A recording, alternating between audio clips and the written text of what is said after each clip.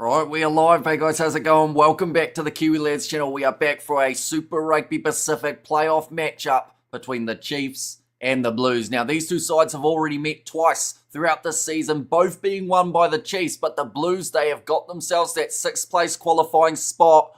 They've got a great chance here of booking themselves a spot to the semi-final. They come in as underdogs, but they've got some returns. They're looking strong out there on the park. So are the Chiefs. They have been in some sensational form all throughout this season, as proven by the table. As you can see there, plus 231 as their points differential. Now, they have only played 14 games throughout the season, so if you're a mathematician, you'll know exactly what that means. I think it's roughly about a win by 20 points on average per game-ish, a little bit less.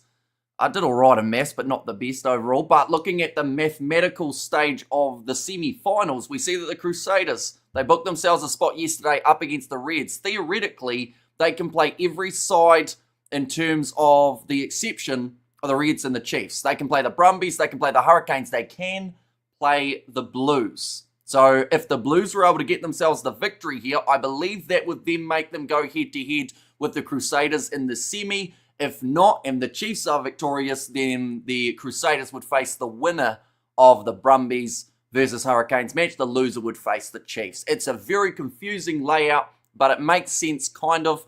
We're going to roll with it, but looking through at the starting lineups, they're looking extremely strong for both of these sides. Aiden Ross, Samasoni Taukiaho, and George Dyer as the front row there for the Chiefs. Nai Koi partnered with Tupou Vai, who's been in some sensational form over the last few months. Summer Penifino at 6, Luke Jacobson number 7, and Simon Parker, who has also been in some tremendous form, gets that start. And at the number 8 jersey, Cortez Ratama coming off a hat-trick in his last contest up against the Highlanders. Damien McKenzie in the 10 jersey. He is the leading point scorer of the competition. Gideon Rappling and Daniel Rona in the midfield. Now, one thing that has really plagued the Chiefs throughout the second half of the season is injuries in that midfield channel. We saw Twin Tupaia going down with the injury only last week. We saw Anton Leonard-Brown a couple weeks prior. This combo, Gideon Rappling, we talked about it about midway through the season that he doesn't really get too many opportunities. This is going to be a pretty massive one in a playoff game of Super Rugby Pacific. In the back three, outstanding once again, Leroy Carter, Amoni Narawa back from his injury, and Sean Stevenson, the man who is awaiting a trip to Japan, will be in the number 15 jersey. Looking through at this Blues starting lineup, they've got Josh Fusitua, Ricky Riccatelli, and Marcel Renata in the number 3 jersey. Patrick Tuipulotu partnered with Lachlan McWannell in the locking duo. Then Adrian Choate gets what is incredibly his first start of the Super Rugby season. Dalton Papali'i at number 8 and Hoskins Satutu in the number 8 jersey. Finley Christie and Bowden Barrett, they will be at 9 and 10. AJ Lamb partner with Rico Ioane. He too is coming off a hat-trick in his last contest. Caleb Clark out on one wing. Mark Delia out on the other. And Corey Evans at number 15. So just the one change in that Blues lineup. There has been a change. Captain is out for the Chiefs, so I assume that's Jacobson out. Is it? Would it be Jacobson? He is normally the captain, isn't he? Because if that's the case, then Wallace Satiti might be starting in this game, which ironically is what the Chiefs were trying to avoid. That is the way that it does end up working. We have got there up the Chiefs, says Country Guy. I have no bias there. I just want to see some good rugby. The good news is the weather has turned up a little bit more for this contest rather than the game yesterday where it was absolutely pouring down. It was windy too, but this game, I mean, it's not exactly warm. It's about 7 degrees at the ground and getting colder, but there is no rain. There is hardly any wind, only about 7 kilometers an hour, I think I saw was the last report. So it should be a very awesome game of rugby. And the last 2 times that these two sides have played, they've really shown up. Definitely that second game. We can see here the head-to-heads. Chiefs versus Blues at FMG this season was 32 points to 31, which is absolutely insane. Boshia comes in. Oh, so they're actually still going to go with that impact of Satiti off the bench. That's an interesting choice, but I guess it does make sense. Like I said, ankle injury last week meant that they didn't want to rush him back in, but then if he's off the bench, you know, he almost ended up playing just as many minutes anyway, but we are only sitting less than 10 minutes away from the kickoff of this contest, ladies and gents. And I'm not sure you remember me, but I'm a Jack/Craig. I've got a new account, says Song Guy, so welcome back. It's great to see you. And we have got evening Amish and everyone from Thuds Ray's Rugby Stuff. Little name change coming up for the playoffs rugby stage. And freezing and heavy rain all night and now. And I hope the Blues win because Chiefs, says Michael. I assume that cut off. But the thing is, no matter what happens in this game, the Chiefs are through to the semi-finals, ladies and gentlemen. Which means that you go into this game either overconfident that you're going to be able to knock out the 6th ranked team, or maybe you come into this game slightly complacent, knowing that you're getting through to next week anyway. But I can tell you right now, I don't think the Chiefs will want to have to go head-to-head with the Blues again. They've already beaten them twice this year. This could be the trifecta. But the form that we saw from the Blues last week was a nice change compared to some of the rest of the season. As you can see, their big win over the Tars, 46 points to 6. The week prior, they were beaten by Moana Pacifica. Then they beat the Fijian Roa, and the Blues were able to get the victory over the Force 2. So they've actually had a really nice finish to their season, which honestly is what they needed, because without those games in their favour, they wouldn't have been here in the top 6. That is how close it did come down to the wire. But the Blues secured their spot. The Chiefs, they have had some brilliant form over the last little while. They've only lost, I think it's 3 games this season, or it might even be 2. I know that they did lose to the Canes. They also did lose to the Fijian Roa in Fiji, and then maybe up against the Brumbies was their one other loss that they did suffer by about the 7 points. In fact, that might have been up against the Tars in Australia that they did suffer that defeat. But, I mean, they're one of those teams that when you look at recent form, last 2 games, they've scored 126 points. That's a lot. Even if you half that, that's still a very large amount. But 85 points in 1 game for the season. Of course, that was the highest that we've seen from anybody. We have got they playing in Hamilton, Chiefs country. Says Heaney, they certainly are at FMG Stadium. It's supposed to be a sellout, and I think it's slowly filling up, although by the sounds of it, it is extremely cold at FMG Stadium for this matchup. So hopefully the players do hang on to the ball. We saw quite a few handling errors yesterday. That's the reason we do bring it up. We have got whoever wins, they verse the Crusaders. Not quite. So if the Blues win, they face the Crusaders no matter what, I believe. Actually, yeah, no matter what, that would be the case, that the Blues would go head-to-head with the Crusaders. Whereas if the Chiefs win, they will face the loser of the Hurricanes-Brumbies game. So it's a little bit confusing, but hopefully it makes sense. It's just pretty much anyone can play anyone at this point, except we can't see Crusaders taking on the Chiefs until the final. That is one thing that has been confirmed due to the rankings and the way that it works. We have got there. Hello, Hamish. Hope you're good. I think the Blues can cause an upset, or will cause an upset. Says Andre. It could happen. Like, don't get me wrong. The Blues side, when they play good rugby with the squad that they've got, they can be extremely dangerous, and they can win contests like this one. We have seen the Chiefs, at times up against the Blues, actually look like the worst side out of the 2 teams. But the thing that keeps the Chiefs winning up against the Blues is their consistency throughout the 80 minutes, and also being able to just bring it a little bit more at certain points of the game. The Blues, they've had some brilliant halves of rugby, but they've struggled to put it together. Lately, they've been getting closer, though. I can show the squad, says King Zion. We certainly can. So, in terms of the lineups, the Chiefs, they have got Aiden Ross, who is bringing up his 100th cap in this matchup. Samasoni Takiaho and George Dyer will be the 3.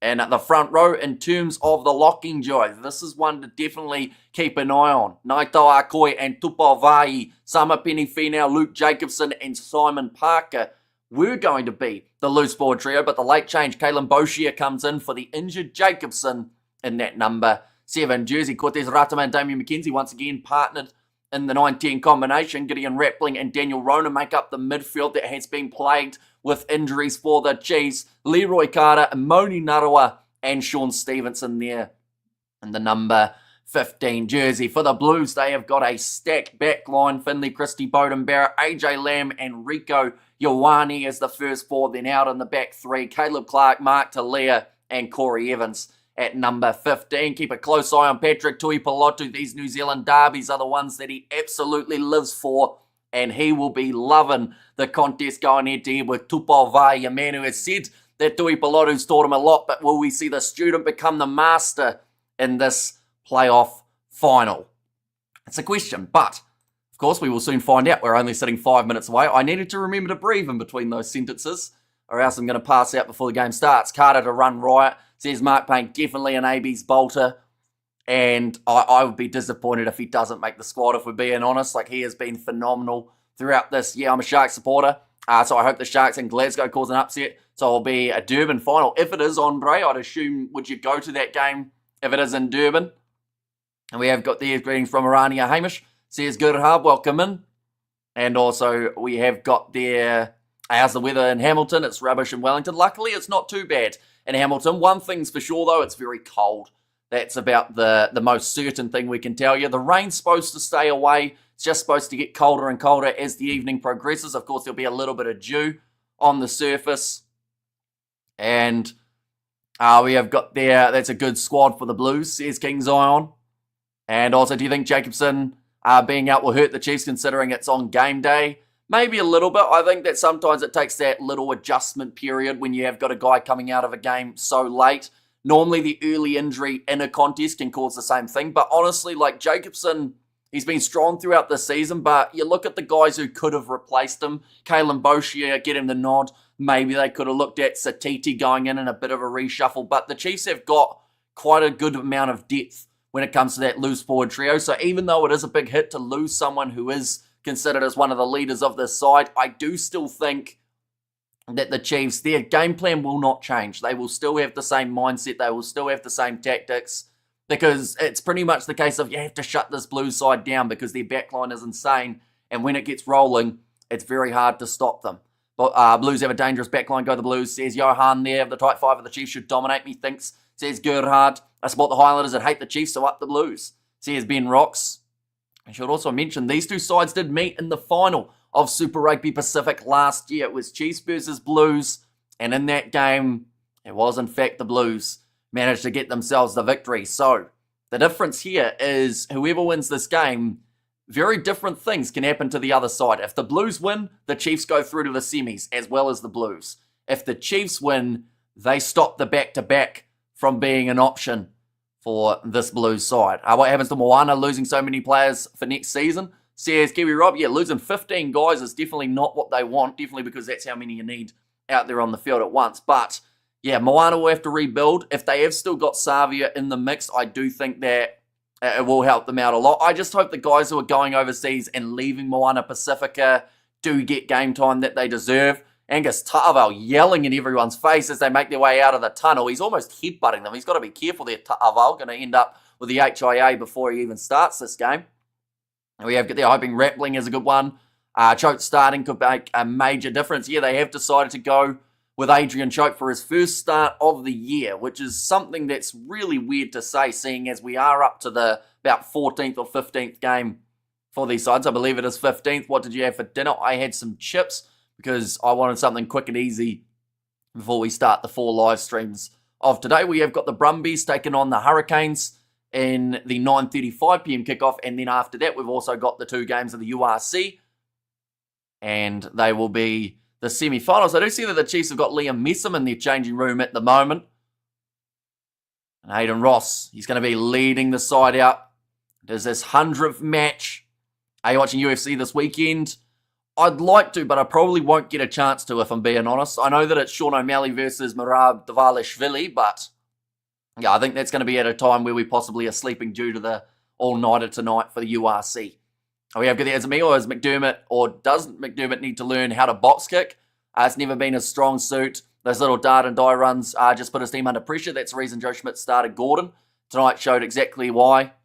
I love the bloke, but under pressure he folds, time to grow, get left behind, says Xavier. Yeah, he doesn't often go for those kicks like you mentioned. He is much more of the sniper type of role. And, yeah, I mean, it will be interesting to see if he's the starter for their British and Irish Lions squad. Of course, that's coming up very soon, only a couple of weeks away till we start to see sides in action, tense times. But it should be a banger. Let's go Canes, says Shane, and there as well. But the 2 sides making their way out of the tunnel, ready to go for this match. The Springboks named their team. They certainly did name their squad on, I believe it was Thursday night, if I'm not wrong. They are just showing there the most playoff points of all time. Of course, goes to Dan Carter, but 108 behind is Damien McKenzie. 274 behind is Beauden Barrett. And it is the battle of the 210s. Now, we are ready for this playoff match. If the Chiefs win, they knock the Blues out of the comp. If the Blues win, this could be a rematch just a little bit down the line. A decent crowd piling in for this matchup. The Chiefs are going to be kicking off. And they will be going from right to left. McKenzie gets us underway down towards the 22 and claimed by Lachlan McWannell. Guy who I feel has had quite the underrated season. He's been phenomenal in those lineouts. Partner with Tui Palotu. Of course, no Derry for this season due to his injury. Those two really being able to step up. Currently, Christie going to be rolling this one back for a box kick from inside of his 22. Being told to use it by Angus Gardner. Taken back, sir, something that one of the players said. I don't think that was anywhere near taken back, but I guess trying to play the mind games early from the Chiefs. Cortez Ratama going off to Tupou Vai, being one of the informed locks of the competition, if not the informed lock. They've got the early advantage for not rolling away, coming from the Blues. Little chip in behind, attempted by McKenzie. Narawa was chasing, but cleaned up by Christie. We'll go back for the early penalty. 1 minute into the contest. Do you take the 3 because we are in finals rugby, or do you take the risk and go for the corner? Nah, McKenzie's just done the little signal to get the tee out there. At the end of the day, the last thing that you want is to turn down the early points and then have a game separated by as narrow of a margin as it was the last time these two sides faced off. I think it was Josh Fusitua there, just wasn't quite able to roll out of there. And we have got there, that was a quick kickoff. So here's Demon the 11th. And is there generally a more consistent sporting team in sports history than Crusaders? Well, that's the thing. Like, they had that one bad season when a whole heap of All Blacks left, and same with Scott Robertson leaving the Crusaders. And I think a lot of people who aren't Crusaders supporters wanted to see that period where they were struggling last more than 12 months. Now they're just back to where they were. And they once again will be a hard side to beat in playoff rugby. 29 from 29 at home. I think that's now 30, but McKenzie from 43 out on the angle does get the first kick of the match over, and that will be 3-0 now for the home side. Fusitua puts his hand up and apologises to his teammates for it. Oh, HIA called already. Tell you what, George Dyer, he's looking confused, and I don't know whether or not that's from the head knock or just because it's saying that he's taken one. His mouthguard said that he took a big shot. When would that... Did he even hit a breakdown? Maybe one. Celebration, maybe. In terms of the 3 points, big high five might have missed and done a headbutt instead. But Beauden Barrett kicks it off 22 metres out from their own line. Gideon Rappling gives it off to Simon Parker. And what if the Chiefs lose? If the Chiefs lose, they still go through to the next stage of the competition. They will be in the semi-finals, but they will lose their home final if the Crusaders are able to win their semi-final. Now, Cortez Ratama fires it back into the pocket to Damien McKenzie, who does go straight down the middle of the field rather than opting to go towards the touchline. Beauden Barrett running this one for, goes for his chip in behind. In fact, it was a bit more than that, and it's an up and under. He's taken it well, Barrett. 22 metres from the line. Christie with the forward momentum goes off to the right-hand side. Papali'i tries to step, but gets held up by Leroy Carter.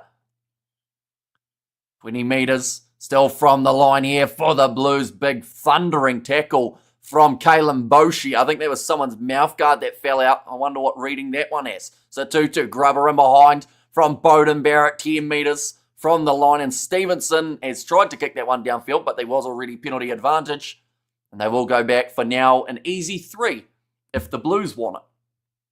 We might have 2 3-pointers taken in the first 5 minutes of this contest. And Christie needed to get that out faster. Says Studs Rays. Yeah, although I think he was a little bit concerned at the fact that they only had 2 guys out there. And to the Chiefs' credit, they had about 3 or 4 ready to mark that. So, yeah, I think it was more so... Well, I know that Christie gets a lot of stick for being a bit slow at the breakdown, but I think it was also the case of just a little bit of a mismatch in numbers. Beauden Barrett looking to add the extra points here. He has had a few shaky periods off the kicking tee. And that one has gone over. It's about 16 points behind Mornay Stain, I think they just showed. I thought he already passed Mornay Stain, or was that someone else in the top 5 that Bowden Barrett went past? But 3-3 after 4.5 minutes. The Chiefs had that narrow lead, taken straight back. And we have got there, in your opinion, who's the best ref in the game currently, says James. Honestly, it's one of those ones that I think no matter what referee you say, people don't like them. But, like, in terms of Super Rugby wise, I mean, Angus Gardner does get quite a bit of praise. Oh, that was a knock on from Christie as he was going for the box kick. Gets a little bit of a slap there, or not a slap, but a little bit of a push there from Tupavai. Slap sounded a bit too violent. Hoskins Satutu saw the first Blues 7+, says Ben Rocks. Yeah, I might need to take that back. Replay shows Christie did okay. Says Studs Rays. Yeah, Tupavai, the new captain, he does like a little bit of chatter between him and the opposition. Satutu versus Honeycomb this year, says Justin. Oh, so you're saying Satutu's in the ABs and also that the Boks are going to start their young number 8. Could happen. Have to wait and see though. Or it could perhaps be Satutu versus Honeycomb when England plays South Africa. And O'Keefe is the best for me and I'm English. So here's James. Now scrum feed here for the Chiefs, sitting 22 metres out from the line. Definitely not that skinny bald-headed ref from Italy. That guy is blind and dumb. Jeez, say what you really feel. I know who you're talking about though. I think it's Piardi, isn't it? But now Cortez Ratima. Going to get ready to feed the scrum in. And now, this is where the Chiefs, their set play has been so dangerous.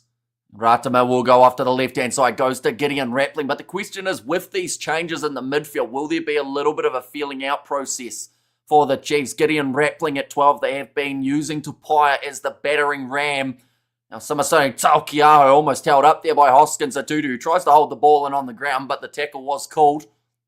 Had to get out of it. Tupavai, 10 metres out from the line. Ratima going off to the left-hand side. Mark Lee a little bit too quick and got himself offside, so the penalty advantage in favour of the Chiefs now. I've got 10 metres between them and their first try of the match, and that ball's come out on the side of the Blues in the breakdown. It does mean that the penalty goes the way of the Chiefs. Leo Willie will take Satutu's place in the AB, says FBI. Yeah, honestly, like, he's been playing extremely well, Christian Leo Willie, and with the fact that he's from the Crusaders, I know that people say that bias of region shouldn't come into it, but look at Harville last year, so, you know, Leo Willie's probably got a decent shot. Watching from prison, lol, says Sunny Dates. Well, hopefully it's going all right in there for you, and you're enjoying the rugby so far. Who's your team, Chiefs or Blues in this case? That Mexican-looking ref as the worst ref of the game, and it's not even close, says James. And offside, says Rodney. It's going to be thrown in, slapped to the side of the Chiefs from Naitoa Akoi. Leroy Carter tackled by Talia. 2 men who would have been fighting for that All Blacks jersey this season, although, of course, the news that Talia's going overseas, does that take him perhaps out of contention now? Marcel Renata does very well to roll out of that breakdown. Oh, what's that advantage for? I think that's another penalty advantage for offside against this Blues team. Just going a little bit too early. Ratima goes off to Naito Akoi. Drops his head. Talia tried to rip it off him on the ground. Now Samasoni Tolkiaho getting closer and closer to the try line. How? That wasn't a word. It sounded like I was saying here with a strange accent. Quick hands, but Ratima, no look pass. No one saw it coming. And they'll go back for another penalty in favour of the Chiefs. Off the Blues win today against the Chiefs, and the Chiefs next week, whose home will be. So if the Chiefs win next week and the Crusaders don't, but if the Chiefs have lost this game, then the Chiefs would have the home final. But pretty much for the Chiefs, yes, this game seems like for now it doesn't mean a huge amount for the Chiefs because they're through anyway, but this is for their home final. Because if they don't win this game, then the Crusaders can take that from them. Right, if this continues, someone's going to the bin, says Angus Gardner to Tuipulotu. We are only 9 minutes into this match. So that's the last thing that you want at this stage. Looks like the Chiefs are actually going to be opting for the scrum here. So they have gone away from the 3 points and deciding that they want to go that little bit more aggressive. See it there. I think it was actually Was it Satutu playing the 9, or was that for offside? It could have been either of those two. So the winner of Brumbies versus Canes is playing the Chiefs. If the Chiefs win this game, the winner of that game will face the Crusaders, and the loser of Brumbies Hurricanes will face the Chiefs. So whoever's the lowest ranked qualifier, if the Chiefs win, will play the Chiefs. If the Chiefs lose, then the winner of that game would face the Chiefs. Yeah. So it all comes down to whoever wins this, then we'll know exactly who's playing who.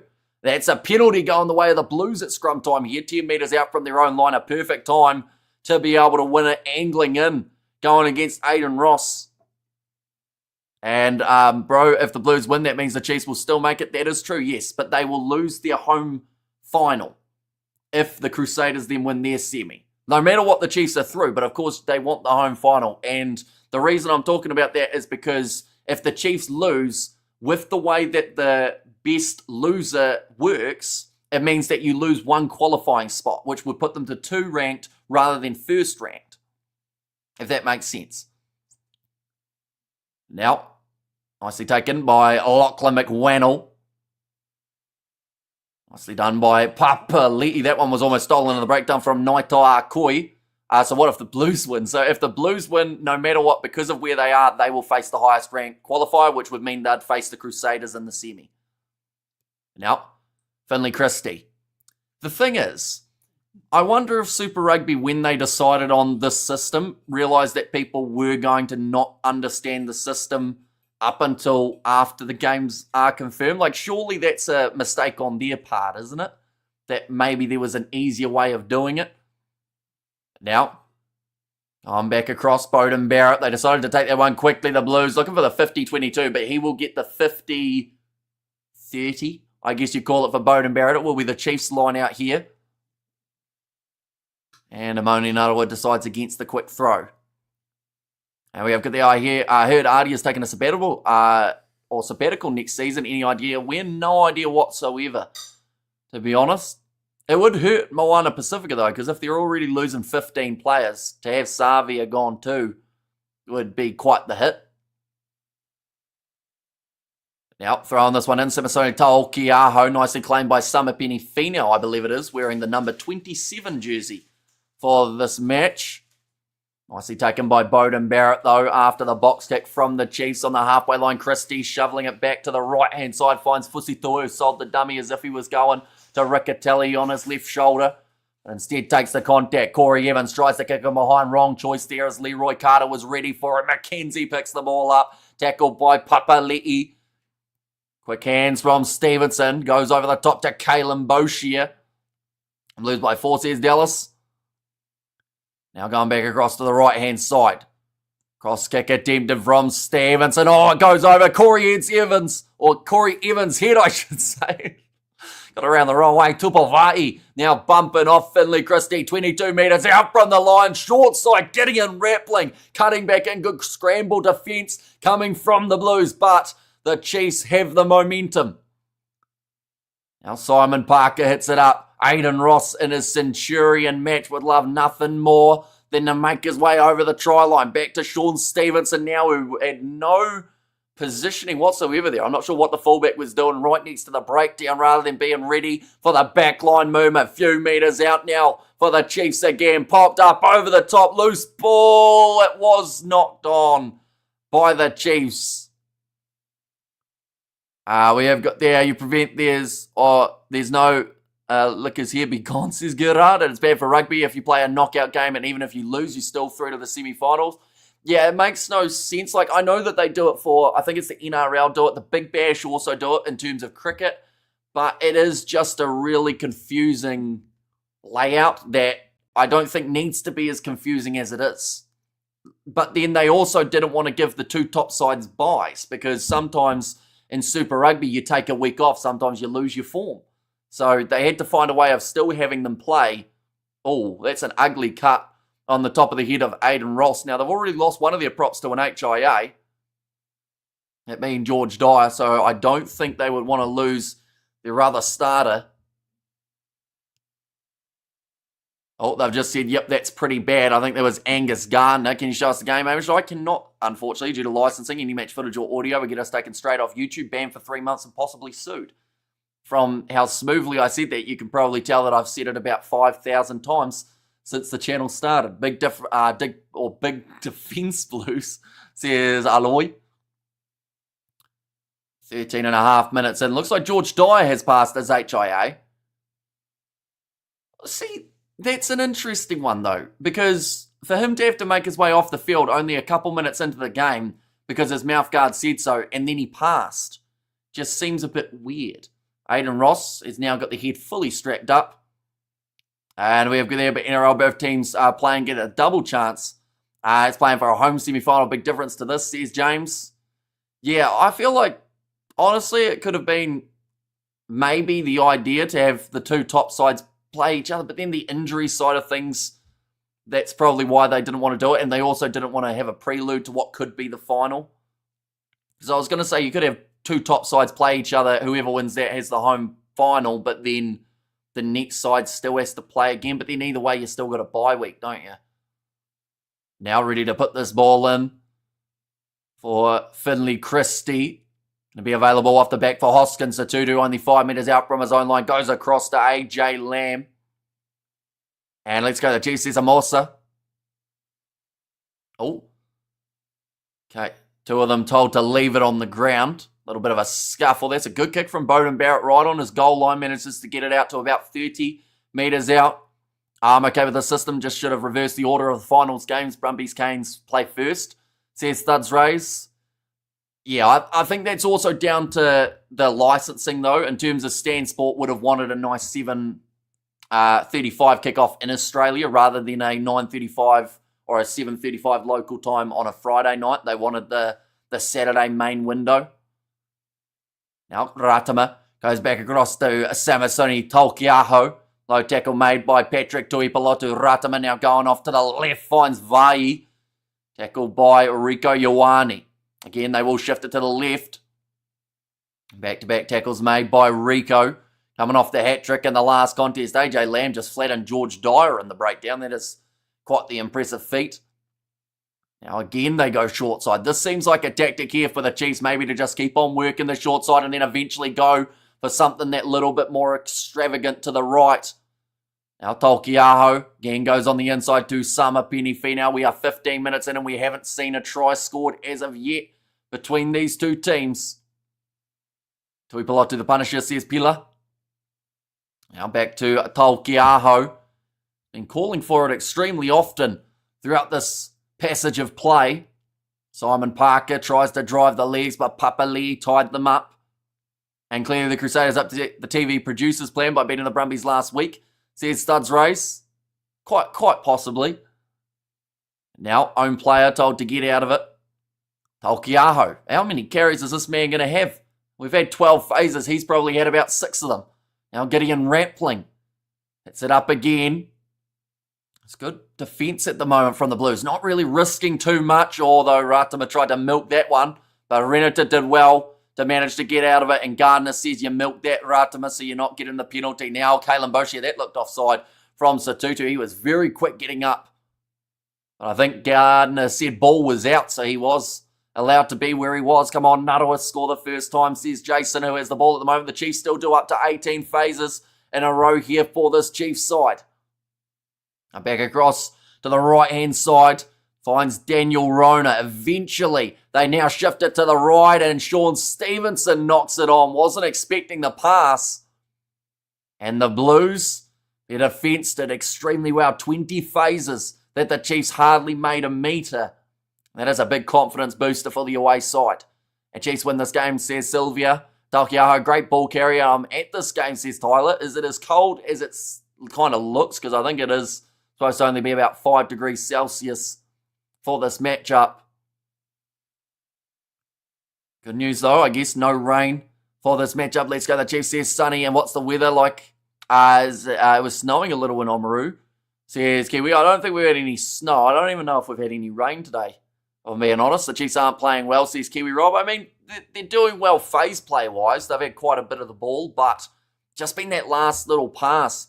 Try and bust their way through. I think you should I think you said you don't support a team. What is your local Super Rugby team, says Pieman? I'm kind of halfway in between in terms of location. Like, I'm closer to Dunedin, but Christchurch is a part of the region narrowly that I'm, like, living in. Like, I'm pretty much, like, on the verge of being Otago, but we are counted as Canterbury. So the Crusaders should be my team if it was geographically. This is do or never for the Blues, says Spider Mick. So they have just said there that if the Chiefs lose this game, they will go down to rank 2, and the Crusaders will go to rank 1. So that would mean that the Crusaders have the home final if they do win their semi as well. This crowd seems a lot bigger than yesterday's Crusaders crowd, says Gerhard. The difference no rain can make is pretty much the gist of that. I would much rather, if you're going to go to a game in 5 degrees, you don't want it to also be blowing and also raining. But I'm not sure whether or not they've got the sellout at the game that they were expecting for this contest, and I'd say that that's probably down to the weather a little bit. Aiden Ross needs to go. Oh, Adrian Ross. Who's Adrian Ross? Is he a different guy that we don't know? Now, ball's going to be put in. Oh, no, not quite. Straight down go the front rows. We have there up until he blues Yowza. So here's an amazing one. 80% of the territory has gone the way of the Chiefs, as the comment just made. So they have had plenty of the ball inside of the Blues territory, but they just haven't been able to get too much going. I only watch AFL, says Nina. Wouldn't there be an AFL game on now, though? Yeah, there's currently Geelong versus Gold Coast playing. But you're here. So what's up with that? 79% territory for the Chiefs. They have just popped up. But the Blues, they are the type of side that can attack from anywhere on the field. Here comes Hoskins, Satutu driving the legs, but dragged down by Cortez Ratama.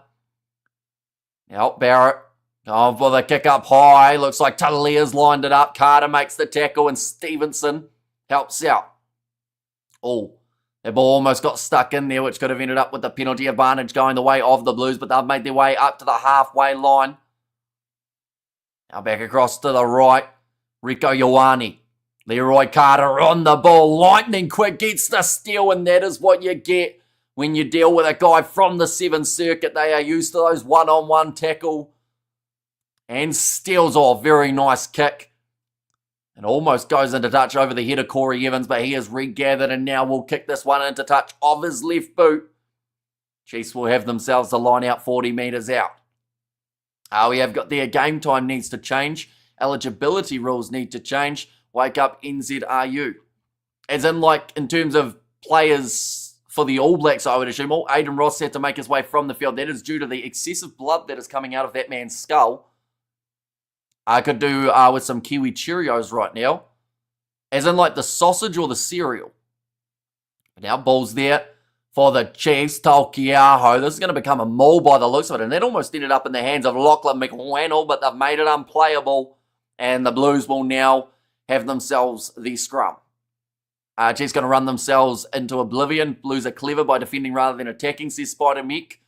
Yeah, although making 20 tackles in a row can also wear you down a little bit.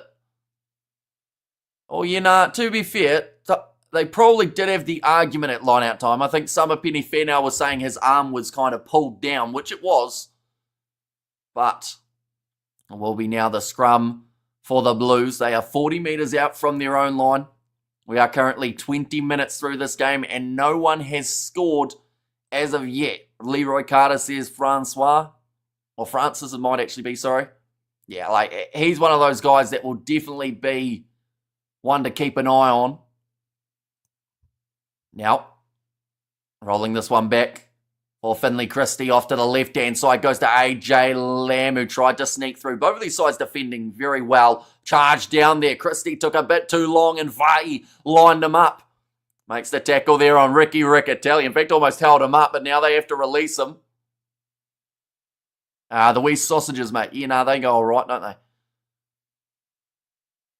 But now, rolling this one back. Told to use it again, Christie. I think that was played in the year, says Kiwi Rob. You think or you know? Now Leroy Carter.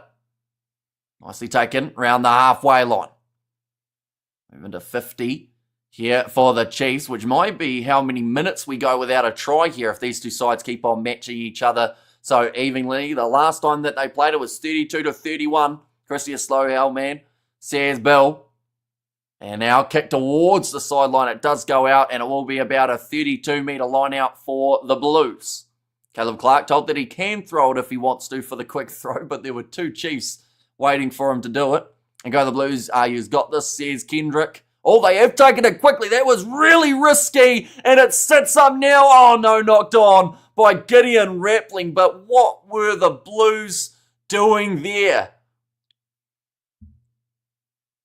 Whose idea was that? That was almost the worst thing that the Blues could have done. Definitely in a close game. Clark decided to take it quickly. It was going straight to Bowden Barrett, who looked at it, then pulled out and said, Rappling, you can have it. And then in the end, just knocking it on Gideon Rappling. But tell you what, that would have been extremely frustrating for the Blues. It's going to be a 5-metre line out for this Blues side rather than about a 30-metre line out from their line. A 5-metre scrum, I should say. The players were offside. You can't be offside at a quick throw unless you're within the 5 metres of the touchline. Now just showing Stephen Donald back in his Chiefs days up against the Blues. Oh no. They've just found the Mills Muliaina throw that he did quick that led to a Chiefs try. So it was almost a repeat of that. And we have got there, Chiefs were in the 5, says Kiwi Rob. Not the ones that the ball went to. I know you're trying to get your side a penalty, Kiwi Rob, but anyone who was inside the 5, as long as they didn't play at it, they're completely fine. We have got there, let's go Chiefs, says Juan. Now ready to put this ball in to the scrum about 6 metres out. Anything I missed? Currently still 3-3, both sides scoring their points within the first 5 minutes. And then from there, a huge amount of possession and territory for this Chiefs side. But the Blues defence has stopped them from being able to get through. Blues, great scrum under pressure. And let's go the Blues, says Tame. And what's your take on this new Fantasy Rugby League, similar to the IPL? I hope it's a success. Because World Rugby Sevens at the moment, they're trying to do everything they can to ruin the 7 circuit. They keep on taking teams away. They keep on changing the formats.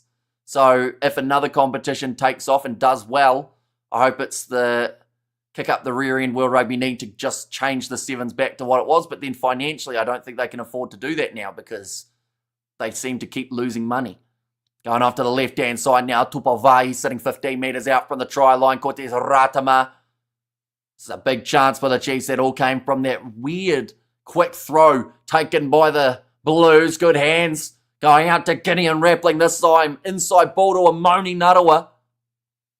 Ratama looking for that ball, and that is playing a man off the breakdown. Oh, a little bit of push and shove there between Finau and Caleb Clark. Summerpenny Finau just needs to think about it a little bit here. He's already given away the penalty, then pushes Caleb Clark. And now he's getting told off by the referee. Right, it looks like Tupavai is also going to get a bit of a word here too.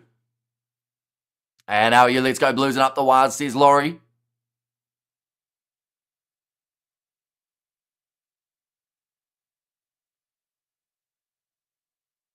Okay, I know your mate says it, Angus Gardner.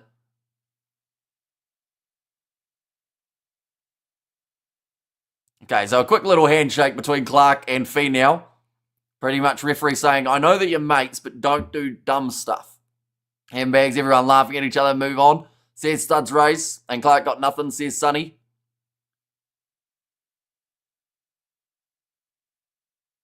Okay, Bowden Barrett was just asking whether or not they can march for 10 due to the discrepancy. And I think Caleb Clark just said, I started it. So then the ref told him good honesty. But yeah, so Summerpenny Finau, illegal clean out in the breakdown. It's actually not a nice one from Summerpenny Finau. When you see it from that angle, it could have actually been quite a bad one on Caleb Clark's knee. And way to go, Blues. Keep up the good defence, says Aloy. I ring the cowbell, says Johnny Blaze. Now, 25 minutes into this match. It is sitting at 3 points to 3. And Caster is a curse. Chiefs won't win. This guy makes 101. Favourites lose as well, says Shavam. Although every time that you come in, Shavam, you always don't talk about it when I bring it up. But anytime you've come in and said someone's losing because I'm doing a commentary, anytime they lose, you've been here. So I feel like you're actually possibly the curse. Because like we've covered almost 2,000 games of rugby and a lot of favourites have won those. It's just when you show up that the favourites start to lose. But 25 metres, or 25 minutes gone, I should say, in this contest. Amoni Nuttall with a short ball to McKenzie, finds Gideon Rappling. And Storm Vern. I won't be happy, says Power Bite. Now, little kick in behind attempted there by Sean Stevenson. Nicely taken by the Blues. Now Mark Talia goes to Corey Evans, who will kick it downfield off his left boot. But now McKenzie. Kicking it downfield. We'll get it into touch. I like when Hamish gives a spicy quip, says Bill. We have got there. Why does it happen, bro? What, when you show up, teams lose? I couldn't tell you. But, like, upsets happen. It's just the fact that we're always here. So, like, that's why it seems like it's always us that are causing them. But, like, we cover probably 70 games of Super Rugby a season. If there's even that many games, yeah, there would be. So we cover about 70 games. Not all of them are upsets. Most of them aren't. But the problem that I've got is because I cover a lot of them, it means that we're live. It's in front of you whenever I switch on your cast, the favourite losers. So anytime you show up, they lose, is what you've just said. But Daniel Rona, tell you what, open space here. He's going to go for the kick on the inside. Ratima chasing, awkward bouncing ball. He's knocked it on. And he also knocked it on over the goal line too. And it just would not sit up. You know when you get a dream bounce? It just never happened for Cortez Ratima there. Perfect kicking behind, I must say, from Daniel Rona. But it just wouldn't quite get in the position for him. And Omai says, Bill, yeah, he's perfectly in position. Great vision from Daniel Rona. And then that bounce there went backwards, then that way, then that way. Can't believe Ratima spilled that one. Although, to be fair, there are much better bounces of the ball than that one. I can tell you that right now. Up the Mighty Blues from Brizzy. I like your commentary, brother. Says, David, do appreciate you being here. We will be here, of course, for the semi-finals next week. The Chiefs are there no matter what. The Blues, still the question mark. But, tell you what, they're close enough at the moment. And this one, Chiefs still panic. And Cortez was in front of the kicker. Says Kiwi Rom, our stars don't match. As in, like, the team lineups don't match? I'm confused. What stars are you talking? You're talking star signs? When are you born? But now Hoskins Atutu, 12 metres out from the line, and it will be the early penalty. Or Cortez Ratima not rolling away. Then Boshia tried to get in the breakdown to get the steal. And Cortez Tuai on Aztec Gold says, you're rough. If you can't get a try, you can't get a try. This tells you that Blues going to win. But the Blues also have not got a try. So are you saying the Blues are going to win by getting threes? By that logic, Spider-Mech? Oh, Bowden Barrett making sure that one does go into touch. They've just shown there the Blues have actually conceded the least amount of tries throughout the season with only, I think it was 41 throughout their matches. Oh, looks like a little bit of blood coming out of the eyebrow of Naitoa Koi. In fact, that might actually be up around the hairline as well. And Blues can't even get out of their own half. Says Studs raise, and that is a great steal at line-out time from the Chiefs. Ricky Riccatelli not quite able to get it right. Gideon Rappling, tackled by AJ Lamb. Now, back across to the left-hand side. Can anyone explain how Barnes missed that forward pass? Which game are we talking? Wayne Barnes, of course, not refereeing this one. So which one we saying? Now, McKenzie getting ripped to the ground by Hoskins Satutu, who has to release him and almost got himself on the wrong side of the breakdown. From 2007, says username. Now Simon Parker, 40 metres out, 29 minutes into this game, and we are still yet to see a try. It is definitely a test match feel, a finals feel between these two teams. Now Ratama off to the left again. Daniel Rona tackled early by Marcel Renatu, who flew up like a tracer bullet. And be patient, the time will come when the Blues get it together any time from now, says Spider-Meg. So what if the Chiefs get it together? Spider-Meg. Of course, they have still got themselves a majority of the possession, making the Blues have to make a huge amount of tackles throughout this first half. Papali'i wanted the steal. Doesn't quite get it. Does the Chiefs have more win percentage since they won the last 2 games? Says Country Guy. Well, they've won 100% of the games this year up against the Blues.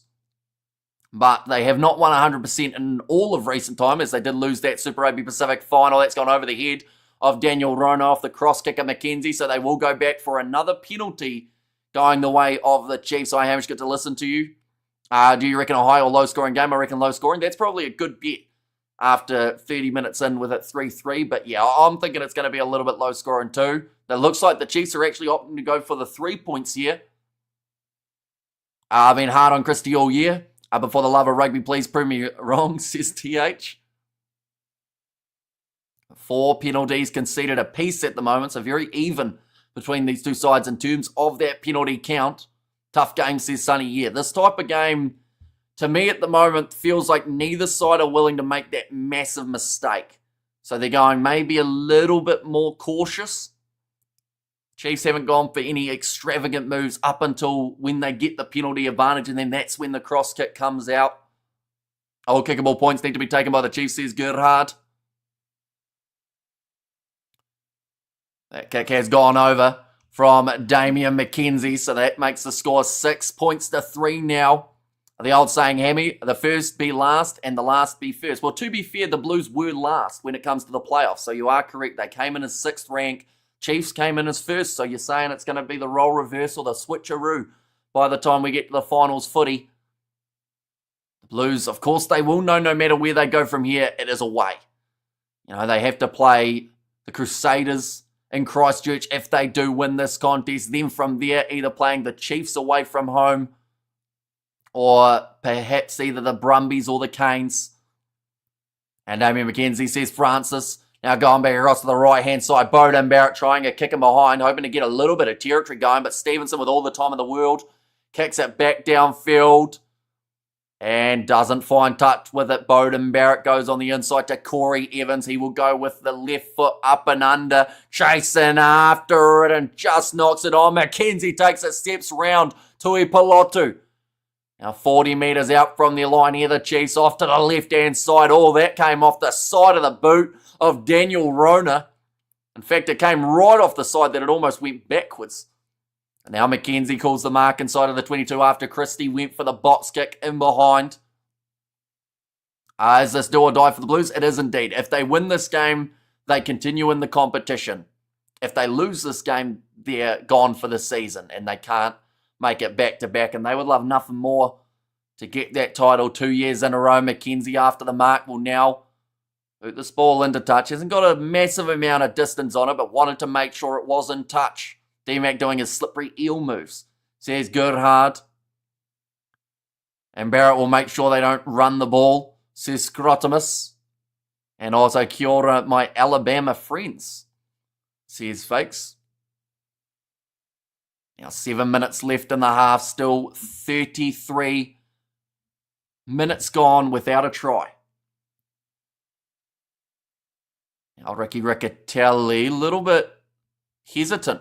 Our line out time, and I can see why, because Naitoa Akoi tried to get right on it, and he's managed to slap it away for the Chiefs yet again. Leroy Carter goes across to McKenzie. They had numbers, but McKenzie will sink the slipper into it. Back cover for Corey Evans, who's had a lot of time at the back, having to kick this one forward. He's gone for his up and under again, knocks it back, but it's gone to Simon Parker.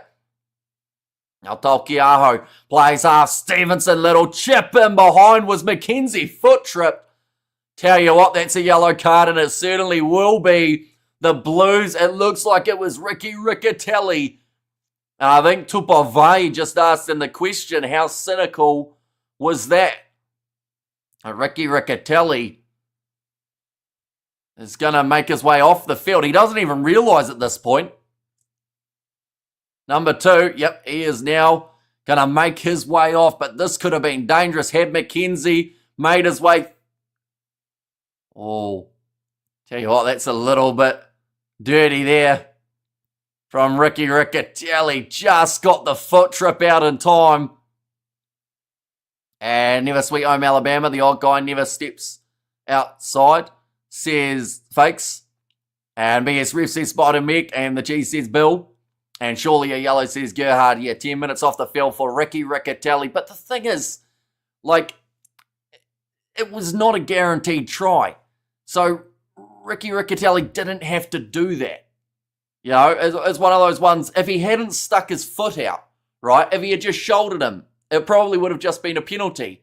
But he decided to stick a foot in front, which is why it's that yellow card rather than just a penalty. Like, it could have just been a penalty if he had knocked him over, then they'd go to where the kick went. It'd still be a penalty, which, you know, ideally you don't want to be given away. But if he felt that freedom by that move, then maybe that would have been the safest option. But that is another 3 points now going the way of the Chiefs. If the Blues lost, they were robbed. For what? For a foot trip? That's been a yellow card every day of the week since they've rewritten the law book so much, but that's always been a yellow. And they've actually mentioned in the commentary sometimes it's even a red. Leroy Boomfuck Carter says, bot like son. He hasn't had a huge amount of chances here, Leroy, but managed to get a good one-on-one steal. D-Mac ran into our player. I think if you watch the replay with eyes, you'll see that he didn't. But now 4 minutes remaining here. Bowden Barrett kicking off long. What will the Blues be able to do with that man disadvantage? They will just have to defend like they already have. Perhaps try and win that penalty. Give the Cowbells a red card, says Bill. What's game time, TKO? At the moment, it is currently sitting 36 and a half minutes through in this matchup. The referee is Angus Gardner. Now Ratama rolling this one back. As the player got trip in hospital. That's got to be one of the stupidest things you've ever said, Spider-Meat. That's a good kick in behind from the Chiefs. A little bit of an error coming from Corey Evans. Has then gone into touch. So you're saying that it should only be a card if the man goes to hospital across the whole board?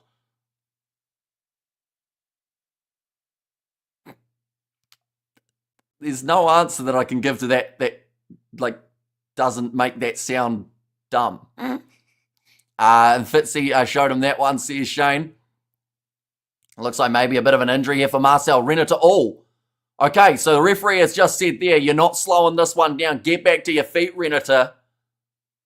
And he got straight back up. He's joined the line out. So I think they were just trying to give themselves a little bit of time there, the Blues. It looks like it's actually going to be Hoskins Satutu.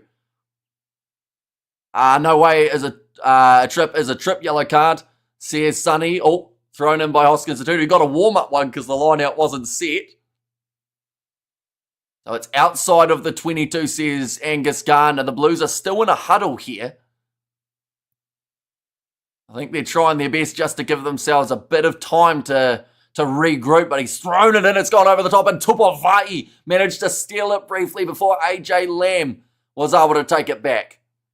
Game is still close up, the Blues, says Aloy. Yeah, they're still well and truly in this contest. Just the 2 minutes remaining in this first half. We are yet to see a try, but a converted one would put the Blues into the lead. Going into the second half, they've got the penalty advantage. In fact, the knock-on advantage. Choke goes back across to Rico Ioane. First time he's had space throughout this game with the ball off to Corey Evans. 45 metres out. Christie goes to Mark Talia now. And the Blues have peaked at the right end of the season, but I think the Chiefs will make sure they win this, a bit like how the Reds the Crusaders beat the Reds last night. Yeah, I would say that the Blues and the Hurricanes have both really started to ramp it up at the perfect time. And that makes it even more intriguing heading into these playoff games in terms of the two today anyway. Marcel Renata, a good attacking run. Commentator there just saying looks like he is all right and wasn't injured. But now kicked cross field, nicely taken by Sean Stevenson. I just think that the tactics at the moment are slightly incorrect here from the Blues. I think that they've got to try and have this ball in hand a bit more. They've been losing the territory game But that one's kicked downfield from Daniel Rona. Mark Talia going to Beauden Barrett. Is he going to run it? Yes, he does this time. No, he's kicked it, but he's going to chip it in behind and might sit up for Beauden. Oh, he's grabbing it forward and waiting for the bounce. Oh, he's knocked it on as he tried to go over the line. The bounce of the ball has been a despicable thing today, as that one never got off the ground. So Beauden decided to dive early and try and slip and slide it over, but that ball just never popped. It continued rolling fully sideways. Beauden Barrett was taken out. I mean, he still got to the ball and he still dropped it, unfortunately, for Beauden. And you could see his facial expression change as he was trying to slide it over, as that ball just left him. If I could be the truth, it's 6 great season. Cheers, Shane. And all the best for the Canes in Australia tonight, up the Blues, and boneheaded by Barrett. Well, it's once again, it's a little bit similar to that Cortez Ratama. That's now 1-1 in terms of very ugly bounces, or lack thereof. That one never got off the ground. It just continued going sideways. Looks like Eklund will make his way onto the field. That is due to the Riccatelli yellow card that we saw. This pitch hates tries, refuses to let the ball bounce properly, says Studs Race.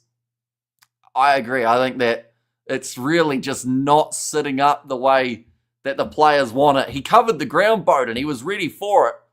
Beauden Barrett taken out, penalty try. Then he wasn't taken out, though. He tried to run through a gap between two Chiefs players that were coming at each other, and he managed, to his credit, to get through it, and then did knock the ball on 5 metres out from the line while he wasn't being touched by anyone. Sadly, because that was going to be a great bit of work from Beauden off 2 different types of kicks. The Chiefs will kick this one into touch, and it is now going to be half-time, 9 points to 3. It is still close enough for either of these sides to be able to take it. And the player with the black eye should get the player balls rather than the rugby ball. Should get the player's balls rather than the rugby ball. So who's the guy with the black eye that you're talking about? A leg trips is utter foolishness. Yeah, well, it wasn't a smart move from Ricky Riccatelli. Like, it's just one of those ones that, like I said, if he had just shouldered him, yes, it would have been a bad decision because it probably still would have been the penalty, but he would have still been out there on the field. Game from both teams, close, tight game, going to blow in the second half like dynamite. And we have got there, how's that not our scrum when D-Mac took it back? Because it's half time. So when it's half time, you can take it back and kick it out because it's half time. What a great game, says Stu's World. Did not see Beauden, did not see Beauden not getting that one. Yeah, the way that he did it actually was smart, I thought, anyway. That he tried to slide it over so that he had control of it in his chest, and it's slippery enough out there. Could have just slid in like a penguin, and his body still did, but the ball went off on the side because, yeah, just somehow slipped through Beauden Barrett's grasp as he was trying it. So, yeah, I would say both of these sides have had one try that they potentially could have scored that didn't quite happen. We have got there, did not see Barrett not getting, oh no, I read that one, and the pressure of the AB's 10 playoffs, says Shane. I kick the players' balls if they received a black eye, Hamish. Okay, so you're saying if a player got punched in the head, he should kick someone in the gonads, is what you're pretty much saying. So when did that happen, I think, is the big question. Because, I mean, that would definitely be an interesting one to talk to the referee about. You'd go, you punched him, yeah, but then I kicked him in the balls, didn't I? So it's all right. Let's see how fast the Colonel is tonight. That Colonel yesterday was absolutely rapid. It was that quick that I was looking up about how quick people do the 100-meter sprints. And like professional athletes are 9 to 10 seconds. People who casually attempt it are 15 to 17 seconds. Like, the thing is, that Colonel yesterday was 12 seconds over the try line. The 100 meters. In less, or just under the 12. Like, that's pretty much professional athlete or amateur athlete level. The bloke was never winning the year supply of KFC. In fact, some of the players might even struggle to get that kind of time. The points will flow in the second half for both sides. Says username. Gary Kiwi Rob. I was at the Chiefs scrum. Says Stu's World. So I'd assume if we're talking about the one where Beauden knocked it on and then the Chiefs kicked it downfield, that one, right? Or was it something before that? Because if it's that one, the reason that it's a Chiefs scrum is because Beauden knocked it on, and then anything that happened afterwards is just redundant because it was after the knock on. We have got there, yeah, that KFC challenge a little bit BS. And then you just slow it down a second or so. But the thing is, it normally is slow, but then the wording's changed. They've gone from $500 of KFC to now a year's supply. And a year's supply is much more than $500 depending on who's winning that thing. Would you start Rico in the ABs?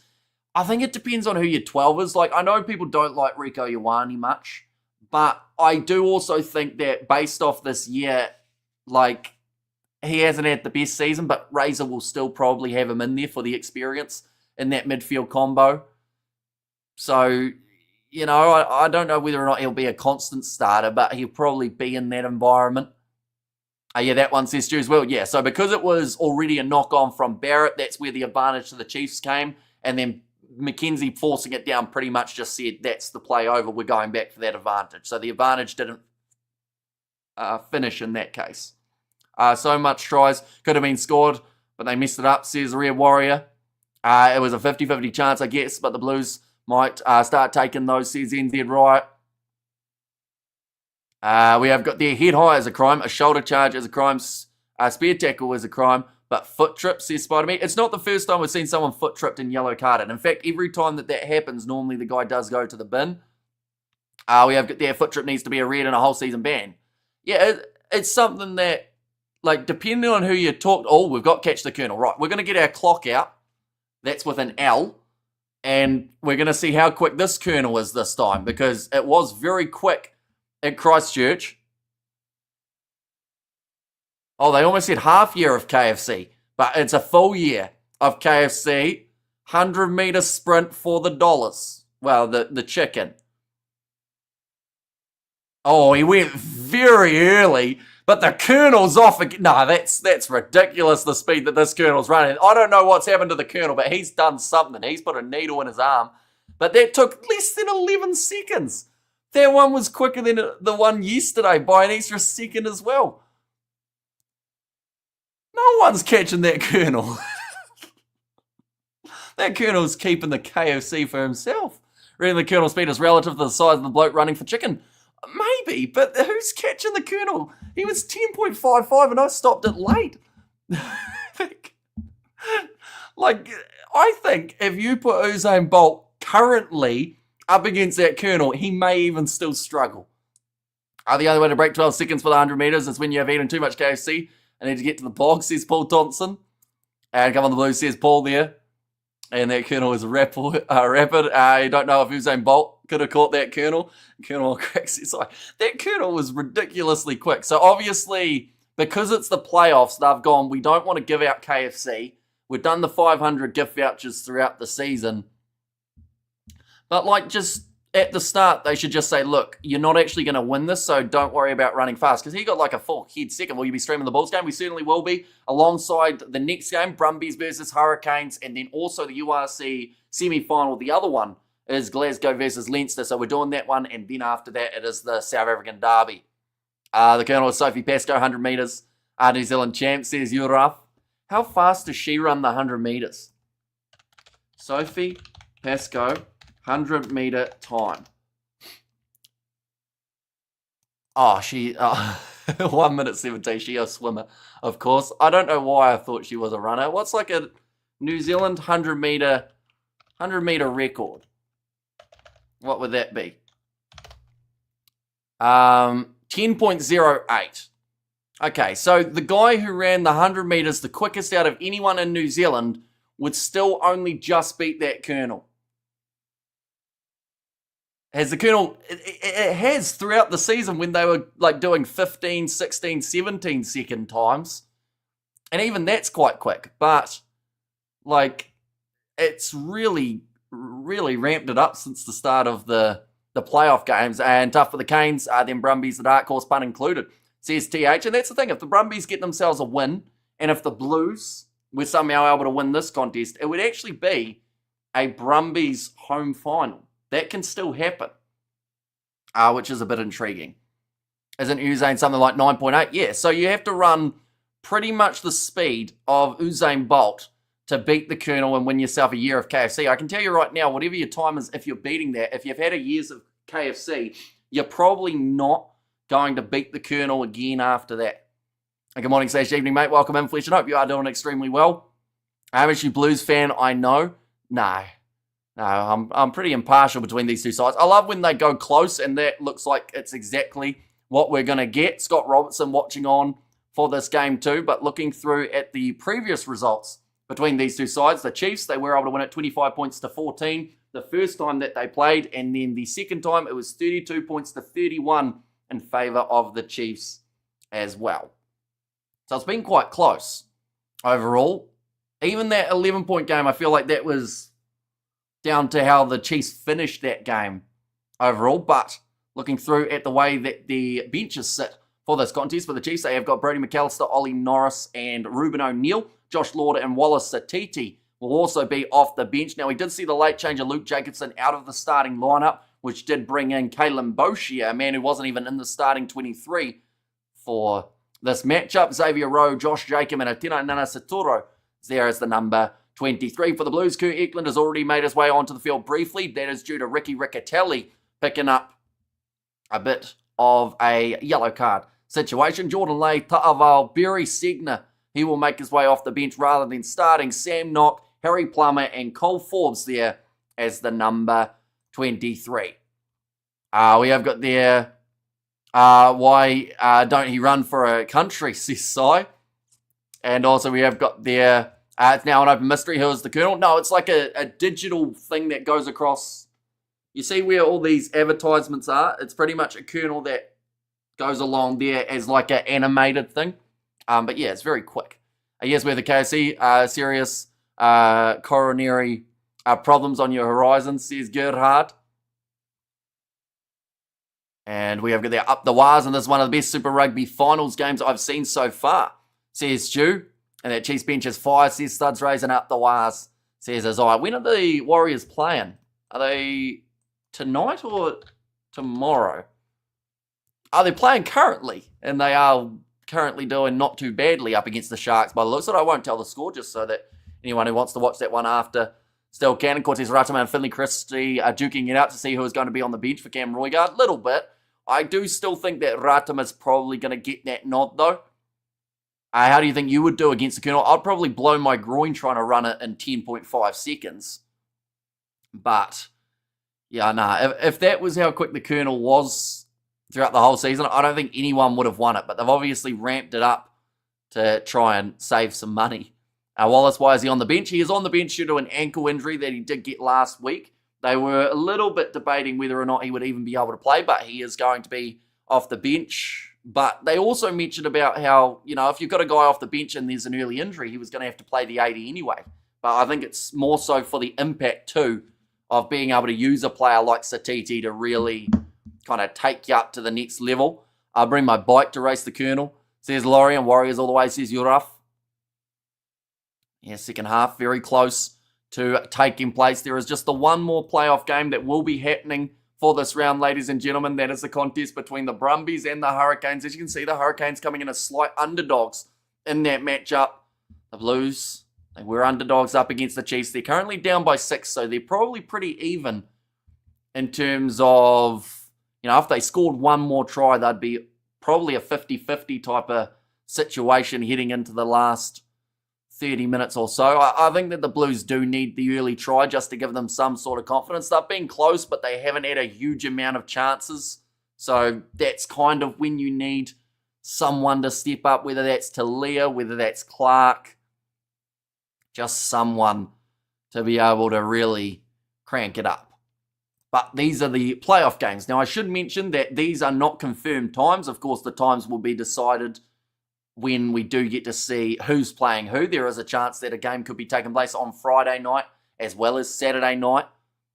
But at the moment, the way that it sits, Crusaders, and if this game goes this way, the Chiefs, they will be the home semi-finalists. But once again, a lot can change in 40 minutes of rugby. And then the Hurricanes-Brumbies game can also determine a little bit in terms of who's playing who for the semis as well. I guess Satiti on the bench will be handy for the Chiefs to close out the win. And can't wait to see Michaela Blyde play for the Wars, says Laurie. And Noah Hotham was outstanding versus the Reds. We have there, sorry, Hamish thought the KFC man was a real person. That would actually be quite a fun game. But then I guess it would probably be quite difficult to do. If they had some sort of like a Colonel that you race, and then each week they gave you a fact, and at the end of the race, after you're exhausted, you then have a guess to see if you can work out who the colonel is, and then it's like they unmask and you win more chicken or something. That would be a concept they could do. Yesterday's colonel was rapid as well, same fella. CS Flesh, well, he ran it in about 12 yesterday, the digital colonel yesterday. This colonel ran it in 10.5. So they pretty much said, we're not giving out chicken to anybody. Sorry, Hamish, who was playing the Blues brothers in the Super Duper Rugby. Well, currently the Blues are playing up against the Chiefs. If they win this game, they will be playing up against the Crusaders in Christchurch. It's Luke Jacobson playing, if he's not. Who's captain? So Jacobson is not due to his injury. So we see Tupavai as the Chiefs captain, but both sides now making their way out onto the field. How fast will the Colonel be in the final? Any guesses? Honestly, it's gone down 1.5 seconds in just one day. So by the final, that would mean it would take him about 6 seconds. What's your current record, if you know, for most concurrent live viewers for a stream on your channel history? It was the World Cup final, and it was over 10,000, but I can't remember the exact amount, unfortunately. We have got there, KFC man, it's definitely a real person. Says Gus. But now, penalties conceded. 5 against the Blues, 4 against the Chiefs, so pretty even in that regard. 1 lost line out from the Blues, but they have been under a lot of pressure. 9.6, says Cy there. And Colonel Sanders says you're rough. We've seen the 3 from Mackenzie in terms of the penalties taken. We've seen Bowden Barrett managed to get himself the 1. Possession is 61% in favour of the Chiefs. Okay, they've just put now or never on the screen. Blues have 40 minutes to save their season. A loss tonight will end their chances of back-to-back titles. Wait, what happens when with the Colonel? We don't see it up here. So pretty much it's on the advertisement board behind the field, like just before the grandstands. Like normally they have one set up along that back. And the Colonel pretty much goes across as a digital guy that you've got to try and race. And if you beat him, you get $500 worth of KFC, or at least that's what it was. Now it's a year's supply, but they've cranked up the speed so that no one gets the year's supply of chicken. Now Hoskins a 2-2. Around the halfway line here for the Blues with Josh Fusitua. It looks like a little bit of pressure being put on. The breakdown from Samasoni Talkiaho. Christie goes back to Bowden Barrett, who will once again opt to go with the high kick. Stevenson takes it well, passes off to McKenzie. He thought about kicking, but instead will run it straight at Kurt Eklund.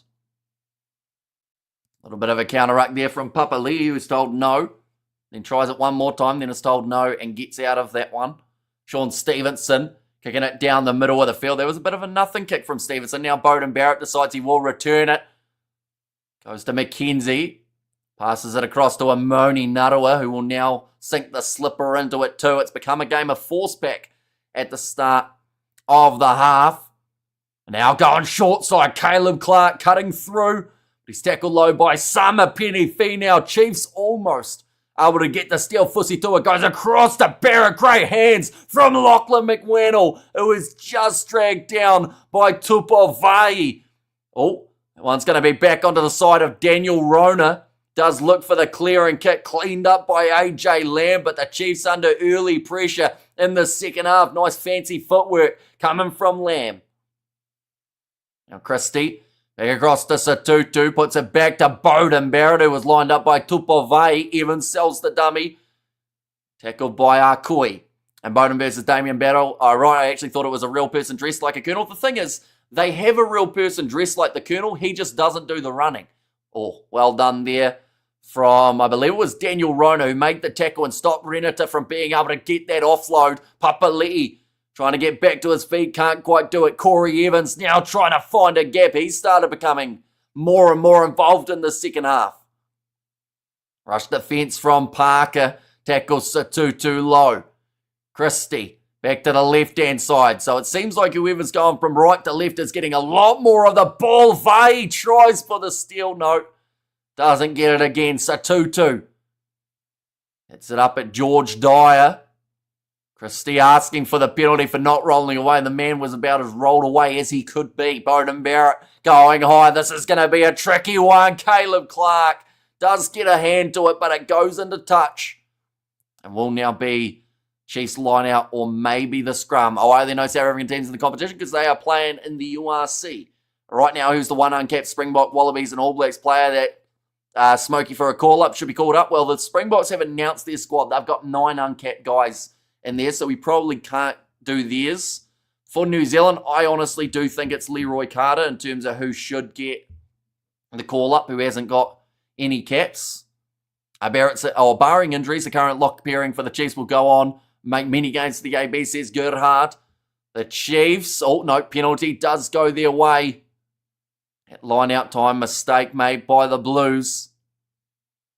Damn, that's ruined my Saturday morning finding that out, says Fleshen. And Blues, great start, need the points. Now McKenzie makes sure it goes out. The last 3 penalties have been going against the Blues. Currently 35 seconds remaining. Oh no, it sounds like Ricky Riccatelli actually going to make his way back out onto the field after his yellow card. And I do see that Marcel Renata has been replaced by Angus Ta'aval too. Got to say, Papali'i will be pushing it to make the ABs. Says Gus. Finley Christie goes off to Caleb Clark. So that is another stolen line out in this match. Adrian Choate does charge for Christie. Goes off to Josh Fusitua, the man who got to keep his spot for the second half. Now, Daniel Rona thought about the steal. It's happened quite a bit in these breakdowns that both men, or both sides, I should say, have been told to get out of it. Good physicality from Naitoa Akoi. Bowden Barrett back across to Evans. And off the feet from the Chiefs, so they have to leave it alone now. Patrick Tuipulotu, tackled by Cortez Ratama. Pick and go from Ta'aval, the Blues, moving within 15 to Leah. Tries to go, but Naitoa Akoi, tackle on him too. Christie, back to Bowden Barrett, space on the outside. If they can get it across, Corey Evans does just run it instead. That was a big shot from Sean Stevenson. Christie to Tuipulotu. Again, the Blues just phase after phase. Ball's there again for Christie. Goes to Choate inside ball to Riccatelli. Caleb Clark waiting patiently out on the wing. Bowden Barrett. Short ball to Papali'i. Couldn't get his offload. Naitoa Akoi. Pick and go from Satutu. Tried to offload. Massive shot on Adrian Choate as he gets driven back 5 extra metres. Josh Fusitua dragged down 3 metres out. That could be the penalty advantage to the Blues. Or could it? The ball's still there for the Blues. Ta'aval off to Adrian Choate. This is a verge of a comeback here for the Blues. But where is it going to be? Bowden Barrett shifts direction, steps and is tackled low. Drops the ball off to Caleb Clark. He's dragged down 2, 5 metres out. Ratama never rolling away, but the penalty goes the way of the Chiefs. That is a big penalty, but did Ratama get out of that one? Moni Narawa getting in there very quickly. Caleb Clark looks like he might have taken a shot on the jaw. They might check something there. And Chiefs a little lucky there, says Sudsray. I do think so. I think that Ratama made the tackle and was still kind of on the side of the Blues in that breakdown. But phenomenal defence from these two sides. We're going to see here. So Ratama makes the tackle. Yeah, they've noticed it now on the replay that maybe Ratama was in the wrong place. Now that's going to be overthrown and the Blues, they will get the ball back for another chance on attack. Christie. Across to the right-hand side, Adrian Choate. This has been pretty much 7 minutes of attacking from the Blues at this point. Bit of a counter-ruck coming from Taukei'aho, but he loses his footing. And now chance here out in front of the post for the Blues to be able to take the easy 3 if they want it. Now, do they want it? They are going to take the 3. Probably the safer option. Finley Christie just having a little bit of a chat with the referee there. But yeah, Taukei'aho in off his feet. Going forward there. Frustrated about it too. Wanted to get that one right. Go the mighty Chiefs, says Charlie. This one for Bowden Barrett. Probably about 30 metres out from the line. Rub them Chiefs faces with mud, says Spider Mick. And there. This kick, an important one for Bowden. His first kick was about 22 metres out. This one is 33, pretty much straight out in front of the post again, though. And the cowbells, they are ringing loud at FMG, but Barrett gets it over. Now making the score 9-6. A real test match type of feel about these two sides. You just wonder whether or not that is the start of the comeback for the Blues, or whether this is where we see the Chiefs strike quickly. We'll have a quick look at the odds, the way that it sits currently. The Chiefs are still favourites, but that can change very quickly. Called as a maul. And now almost, yes, another one that does get held up, and it will be the Chiefs scrum now. Feels like a grand final, says Derek Cow Farming. Well, the thing is, if the Blues can somehow win this game, it will be potentially a grand final again. We did see, of course, it take place last year. That one was won by the Blues. The last time that these two sides played at FMG Stadium, it was 32-31, about as close as you can get. Just neither side budging this current point in time. Come on, Bowden Barrett, get it over, and he certainly did. And now the Chiefs, they have got themselves another attacking chance.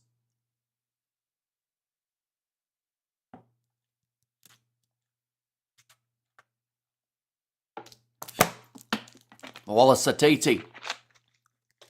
He's made his way onto the field here. I'm trying to work out who that's for. It's not for Summer Penny Fee now. It might actually be for Kalen Boshia by the looks of it. So Simon Park is actually packing down as the 7 now.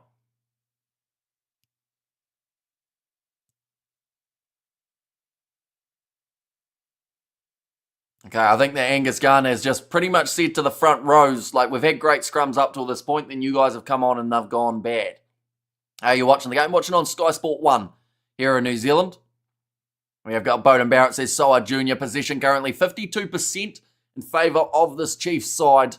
Territory is 58%, so they have had more of the ball and they've played with it in better areas on the field. But throughout the second half, it's probably about 80% territory in favour of the Blues. And now, penalty goes the way of the Chiefs. Ratima fired the ball back to Satiti as if he was going to be able to take it quickly, and then Ratima pretty much said, no, don't do that. I think they're going to line up the 3 here. Yes, they are. Shot at the post. The choice here for the Chiefs, clearly supporting the Blues with that choice in water, says Pro Pleb. Where's it actually made, though, in terms of the location? Where is Wainoni? Limited, wait, hang on. Mount Wellington, Auckland, New Zealand. There you go. From the Canterbury Plains. Well, that's not very Auckland of it, is it? Damien McKenzie, 40 metres out. He's actually had a really nice little spacing of where his kicks are. And we have got there, as in Christchurch. Says Duds Rose. Now McKenzie does curl it just round. And now making the score 12-6. LJ Demand has said, I am long time no talk. By the way, what's the story of the game so far? Like the story of the scoreline. So pretty much it's just been a battle of the threes at this current point in time. Both sides having a 3-pointer early on within the first 5 minutes. Then from there, quite a long period where we didn't see any points being scored. But yeah, no tries yet. And we are currently sitting 52 minutes through. That's a nice take from Caleb Clark under the high ball, but it's going to be the penalty in the breakdown. Chiefs get themselves the steal. Do you have to pay? You do have to pay for Sky Sport, unfortunately. It is a paid subscription one. And DMAC Attack says Johnny Blaze. And Chiefs all the way, no stopping us, says Nigel. Now McKenzie puts it into touch. That one was too far out to be able to take the 3 for it. Yeah, big shot from Gideon Rappling and then just got on it early to force the penalty. Now Brody McAllister throwing this one in, his first one for the Chiefs. And here comes the rolling maul. Something that hasn't really been used a huge amount throughout this game for either side, but that is pretty much because we have seen so many threes. That one's going to be dragged down, but it is at the back for the Chiefs to be able to use. Gideon Rappling trying to make his way through. Cortez Ratama goes off to Tupovai. Tackled low by Finley Christie. And Blues all the way, says Aloy. And up the Blues, says GG's and Chiefs all the way, no stopping us. And no tries tonight, boys. D looking strong, and the ball won't want to cooperate, or don't want to cooperate. Yeah, we've seen some pretty ugly bounces of the rugby ball so far. Tupovai, big shot on him by Riccatelli. Now Simon Parker, three-man tackle on him. Up the Blue Bears from Disney. I wouldn't be surprised if your bottled water came out of the tap. You are 100% correct, John. Now going back across to the left-hand side, Sean Stevenson goes for the kick, and it will just go into touch. Leroy Carter chasing after it. Okay, now they are allowed to take the quick three if they want it. One moment, we are about to sneeze. 1 second, I will quickly mute.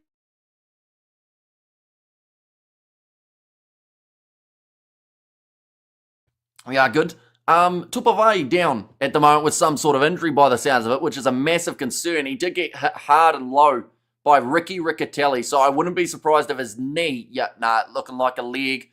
Just the way that Riccatelli came in and chopped him did look like a bit of an ugly one. And tries have been blown both sides. Yeah, I think that Ratama should have scored his in an ideal bouncing world. And then Bowden Barrett should have been able to score his in an ideal world too. How's the weather? It's about 5 degrees Celsius. Looks like Vai will continue. They have just put a little bit more heavy strapping on that leg. And they're hoping that he's going to be all right. But yeah, no rain. Just like a very little tiny bit of wind, about 9 or 10 kilometers an hour. If the game's a draw, we go into extra time. We certainly do. Golden point time. It's where we would reach. Sorry, Blues, it's not years this year. Another like Kiwi Water from the South Amish, says Sai. 26 minutes, and the Blues sitting about 20 metres out from their try line. They've been under pressure for quite a bit of this game, but to their credit, they are still well and truly in it. Almost charged down there from Naitoa Koi left alone. That's a very impressive kick from Finley Christie, getting pretty much the maximum metres that he could have from his 22 down towards the halfway line. Hamilton, says Elson. And where are they playing? Yeah, FMG Stadium in Hamilton for this contest, which will be where the Chiefs would be playing if they were to get themselves a win here and a win in the semi-final. Oh, no contest. Gideon Rappling now goes off to McKenzie, who will go for the up and under again, but we're going back for... Wait. What's this now? It's not straight. Because it was a no contest, it then means that the line out... Wait. If it's a no contest, then it doesn't have to be straight. Does it? I know that that's one of the laws. So it's a free kick to the Blues for a not straight throw. So obviously the touch judge ruled it as the Blues did contest for it, which in that case, that is why it is the free kick. Now Hoskins Satutu sitting 40 metres out from the line here again for the Blues. Patrick Tuipulotu.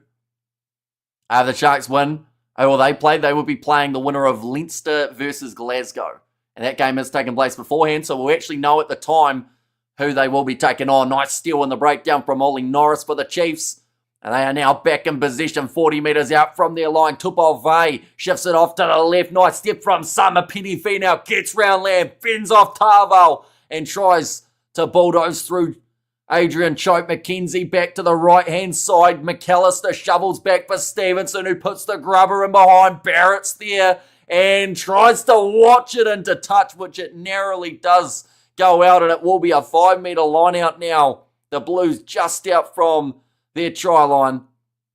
I like watching commentary. Keep up the good work, mate, all the way from South Africa, says Harry. And of course, we are going to be live for that South African derby later on. The Bulls taking on the Sharks, as well as the Brumbies versus Hurricanes and Leinster versus Glasgow thrown in by the Blues. Oh, it's not straight.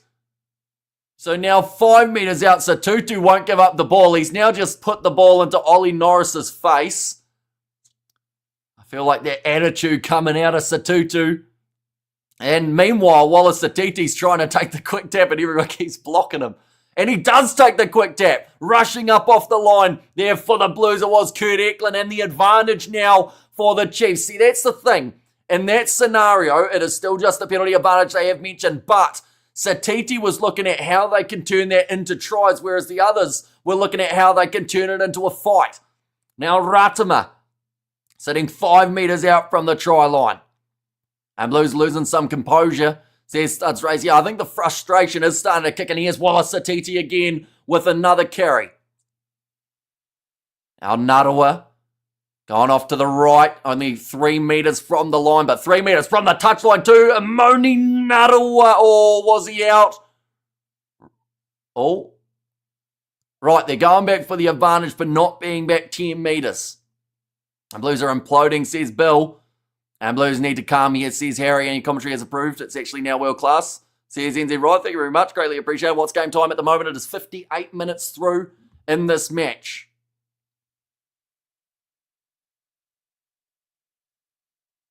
Okay, so I think the Chiefs wanted the scrum, but they were told you're not allowed one. So instead, I think they're going to go for this quick tap. Line-out umpiring is always so hit and miss. Now taking the quick tap for Cortez Ratama. Goes off to Simon Parker. Tackled there 5 metres out from the line again. Now, oh, that's not quite legal from Satutu. He helped himself up by using the halfback of the opposition. Now Ratama looking for this ball, shoveling forward, and that's going to be another advantage. McKenzie off to Rona, who steps and scores for the Chiefs. The first of the day, 58 and a half minutes through. And the Chiefs now have an 11-point lead. Now let's go Chiefs, put him to the sword. And great stuff, says Stu's World. And Canterbury says Sweet Kiwi Pie, and game is going slow, says Mochaden. Although I'm sure it will now speed up throughout those last 20 minutes with the try being scored. But Ratama under penalty advantage went to McKenzie and just perfectly found the gap. Missed tackle from Ioane, which left a massive hole for Rona to be able to run straight through and score the try. Great pass, Hobbit D. Mac, says Tom. I wish it was my birthday yesterday, says Scott Jones. So happy birthday for yesterday. Hopefully you did enjoy your big day. And so much for Rico's superior defence, says Throtimus. Yeah, that was a bad misread from Rico Ioane, unfortunately. And honestly, like throughout the rest of the game, he has been pretty solid in the tackling department. I can't think of too many times that he's missed. In fact, there were a few where he actually made 2 tackles in a row, but that one there was bad. Unfortunately, just ran too far towards the sideline. Rona cut back in with a great step. If I can't watch the live stream, I'm always watching / listening to you, bro. Says Rookie, thank you very much. And of course, we are going to be here for plenty more games coming up in the near future. The next one is Super Rugby between the Hurricanes and the Brumbies, only about an hour away. And then the 2 URC semi-finals we'll also be covering. Bit of a misread of that one from Tupavai. Slipped through his fingertips, but did go to Rampling. Let's go the Blues, says Fave. And the score says Mochaden at the moment. The score with that kick going over is 19 points to 6 after 16 minutes. Blues are gone, says Heaney. I wouldn't guarantee it. I feel like there's enough time, and we've got to remember there was a period in the second half where the Blues were on attack for a good solid 5 minutes. If they can do that again, and, you know, we see a couple defensive errors from the Chiefs, could be a couple tries around the corner. But I think that the Blues would definitely be frustrated to walk away from this game without any tries on the board. Because, you know, last week, 46 points to 6 over the Waratahs. Chiefs trying to keep the Blues tryless like they did the Tars last week. But rolling maul here. Kurt Eklund trying to get this one moving forward. Go the Chiefs, says Junior, and Chiefs Mana Country. 19 points to 6, says GP. Now still in the hands of Eklund. Tupavai, just in that rolling ball, wasn't allowed to play at it. That's good defence again from Satiti and Parker. Sam Knock, he's made his way on for Finley Christie. Where in New Zealand do you live and what team do you support? So I do live in, it's another penalty going the way of the Blues. I pretty much live halfway between Dunedin and Christchurch, but I'm impartial in terms of the Super Rugby comp. Now Bowden Barrett, there's the mindset switch here from the Blues. They have decided that now they have to kick for the corner or else they will find themselves too far behind when playing catch-up. Chiefs all the way, says Osea there. And also Blues scored tries last week. Not passing again, all kick, says Shane. It looks like a couple more changes. Josh Lord will make his way onto the field for Naito Akui, who I think has had a very solid game. Atenai Nana Saturo, he will make his way on. That is for Leroy Carter. An interesting switch there. Now 18 minutes left. Chiefs have it in the bag. Says Fakes. Now Eklund, this is a good position on the field here for the Blues. And go the Chiefs, says Gregory. That's nicely taken by Lachlan McWonnell. I do see that O'Neill is also on for Dyer. So I think they made about 3 switches in just that one play for the Chiefs. Rolling maul looking good here for the Blues. Still going forward. That ball, where is it at the moment? I think Tupavai's found it. It was in the hands of Kurt Eklund. He has now been taken down. Papali'i having a jump on that ball as it was loose. Now Caleb Clark playing halfback, pick and go. Tackled low by Simon Parker again. Is Stalier on? He is still on, yes. Although they just haven't found him throughout this game. We talked about it last game up against the Waratahs. The reason that the Blues were scoring so many tries was because they were willing to use that back line. This week, Talia's maybe touched the ball once or twice. Out on the other wing, Clark's probably about the same. One of those was a line break. Now penalty advantage for the Blues, though. They're going to try and get the job done with their forwards. Sam Knock. Oh, no, this time looks like the back line. And AJ Lamb goes off to Clark. He's dropped that as he tried to get it over the try line. Samapeni Finau did tie him up and forced the error from him. So that is now 2 tries from the Blues that they have let slip. It seems fair that a team that finishes top doesn't get knocked out straight away in the playoffs, says Fleshin. That's the thing, though. Like, if the Chiefs win and the Crusaders win, then it's actually the team who finished 4th who don't get knocked out for the playoffs. So it's beneficial if one of those top sides do end up losing, but there's also that other side of things, which is, does a side that finished 4th or 3rd deserve that kind of lifeline? How does that work when you go out? I know the Southerners.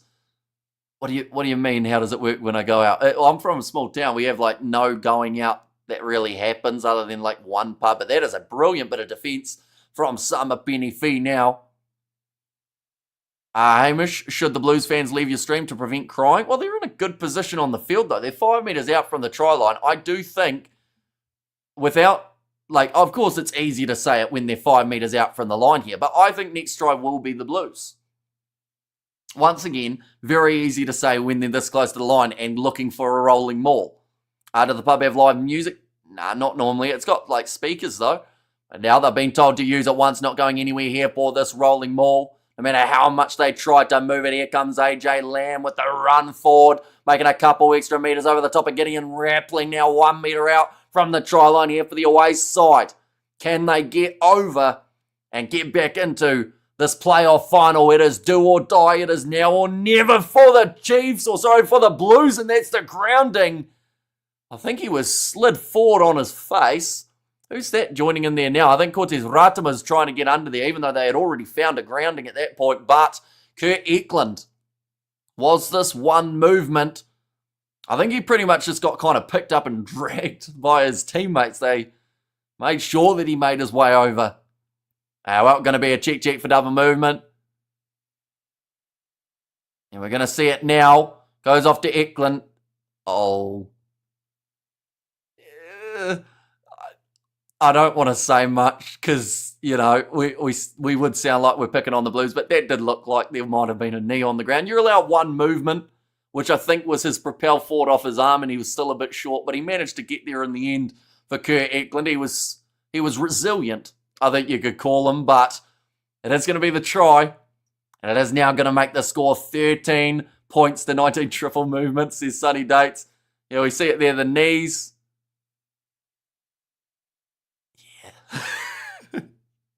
It wasn't great, but resiliency is what we saw just there from Kurt Eklund. That's amazing, Amish. Yeah, I agree. The Blues have been quality number 1 in Super Rugby this season. Well, that's not quite true.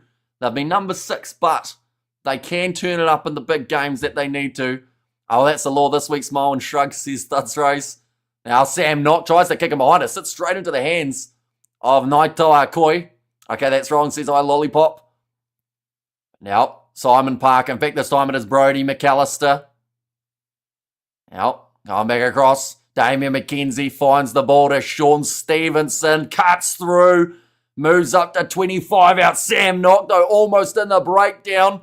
Loose ball. Narua knocks it on, and Segner manages to pick it up. Double movement, should be no try. It probably should have at least been checked, I'll be honest. Like, that type of moment, I would have liked to think that they'd look at again, but they didn't. They just said, it's good. The penalty now goes against the Chiefs. And go the Blues, says Zion. And A says NZ right, and only 6 points exactly right. It could go any team's way in the final moments of this matchup. That one's gone into Dutch. 10 penalties against the Blues. They're just talking about someone with an injury. I don't know if it was Stevenson or if it was someone else there. I'm living as usual. Hopefully all eights gravy all over your part of the globe roof. Chiefs need to hang on, says Obi. Now around the halfway line, chance here for a rolling maul of the Blues. Kurt Eklund hanging on to it at the back. Lucha banned their halfbacks from kicking, said Studs Rays. The thing is, the Blues are such a dangerous side when they run the ball. We were talking about, that looked high from Ollie Norris, and that is going to be the penalty. A little bit of afters too. You've got the penalty, says Angus Gardner. AJ Lamb said, I want to hit him too. He's getting pushed around by Papali'i too. Josh Jacob. Josh Jacob for Simon Parker. Chiefs are playing with 7 forwards at this point in time. I assume that is because they'll probably use Amoni Narua on the side of the scrum. And now Bowden Barrett kicking this one for the sideline, and guess what? The Blues are on attack again, sitting 10 metres out from the line. And not a lot of arms involved in Ollie Norris's one there. The Chiefs discipline says them in the 11th. And I'm Blue Dabadoo or Dabadee Do Die Dabadee Dabadie. Yes. I think I butchered that one, but we know what he was saying. Blues are remarkably still in this, says NZ right. Absolutely. They still have a good shot. There's still 11 minutes left. Josh Berry now, Anton Segner joining up here. But the thing is, right, if we see the Blues win this game, they are still down by 6. But if they win this, the Brumbies Hurricanes game becomes a knockout rather than just a case of both teams go through. So that adds a bit more spiciness, a bit more suspense into that next one. He butchered the spelling, says Elson. And we have got the arrest the cheat, double movement, no try. Yeah, I would have liked them to look at it because I think that there was definitely a knee and another knee and then an elbow involved in Eklund getting over the try line. But, yeah, it was an interesting one that didn't get checked. That one was a rolling maul for the Blues as they did opt to go for the corner again, but just getting dragged down by the Chiefs and held up. It does become the scrum feed now for the Chiefs. And Joe Berg waiting for the ball, says Bhavani. Luckily, you don't have to wait too much longer. Less than 8 hours until that side does play. We are going to be live on the channel doing the commentary. If you guys are new, of course, be sure to leave a like and subscribe. And yabba dabba doo, the Flintstones, says you're rough. And up the Chiefs cover up defence, says Zara. So Gideon Rappling actually going to be the guy that they put on the side of the scrum here. And it was a try for the Blues, says Aloy and older brother, says Tian. Welcome in, 10 minutes remaining in this fixture. Bulls by 40, says Bill. So he's going big for the prediction there. But now popping up there was Angus Ta'avao, and that will be the penalty going the way of the Chiefs. A crucial one to win. Gideon Rappling fired up. Probably one of the first scrum penalties that man has won. But a big push from Ruben O'Neill. And go the Blues, says Tian, and yes, beautiful in Pretoria, cold Bulls win, says Bhavani. And come on the Blues, says Daniel, Bulls by 25, and thanks, Blaze, says King Zion, and come on the Chiefs, says Stu's World. Yeah, big push. It was actually Ollie Norris as well, his side of the scrum. I think they gave a lot of credit for Ruben O'Neill for keeping the structure. That one's going to be stolen by the Blues again at line-out time. This seems like what happened in the first half in terms of territory and also in terms of line-out steals. It's just happening in reverse. So whoever's going from right to left. At the moment, the Blues have got themselves possession sitting 37 metres out from the line. Now, I'm going to have to bring up something that I don't really want to, but the last time that these two sides played, the Blues, they did lose by 1 point, and that was due to a missed kick from the youngster Taili. Now, he is not playing in this game. They've got a penalty advantage now, the Blues, but the chance of this one being separated by 1 point is actually pretty high with only 8 minutes remaining. Cole Forbes tackled again. Now, going off to the right-hand side, little grubber attempted by Bowden Barrett. It goes to McKenzie, who will just run this one into touch. And they'll go back for the penalty. We have got their Chiefs, says Jenny. And this looks like maybe a knee injury for Summer Penny Female. But the problem the Chiefs have is they've run out of forwards, which means they cannot really do too much about that other than bring on maybe another back. But I think they've used them all. In fact, no, that's a lie. I think they've still got Xavier Rowe, who may have to come on as a forward. Or at least the forwards who are out there will have to do a little bit more work while they're playing with the 6 of them. That's so true, they lose. I watched that game. Says King Zion, and let's go the Blues, you can do it, says Aloy. And it was at this game, or at this ground, that did happen. The 1 point difference between the sides. This game at the moment, we got the 6 points and the rolling maul of the Blues. This time they opt to shift it away to the side. Bit of a counter-ruck there coming from the Chiefs, but the Blues still in position with Patrick Tuipulotu. 7 minutes now remaining. Josh Berry off the bench. Replacing Lachlan McWannell. Satutu runs it at a dinner. Nanai Satoro, and what a strip that is from Wallace Satiti, ripping the ball out of the hands of Satutu. And Caleb Clark, after a kick downfield from Tupovai, 2 Chiefs in there and they win the penalty. That is a massive game-changing moment for the home side. But there was about 3 players who did things extremely well. First of all, Wallace Satiti gripping the ball out of the hands of Hoskins Satutu, kicking it downfield, and then from there, well, the kick was actually from Tupovai, to be fair. And then McKenzie, he will be lining up the post, but it was Sean Stevenson who did manage to chase hard and get that penalty in the breakdown. But great kick from Tupovai, off his left boot too. Didn't quite curl into touch, but that was actually more beneficial in the end. Caleb Clark under huge pressure. And then Stevenson got in there.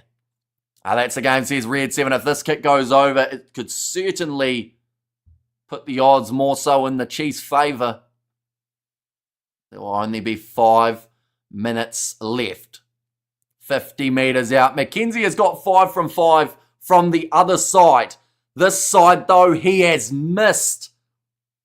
So that means score remains 19 points to 13, and the Blues will run this one out. Rieko Ioane gets it to 30 metres out from his try line.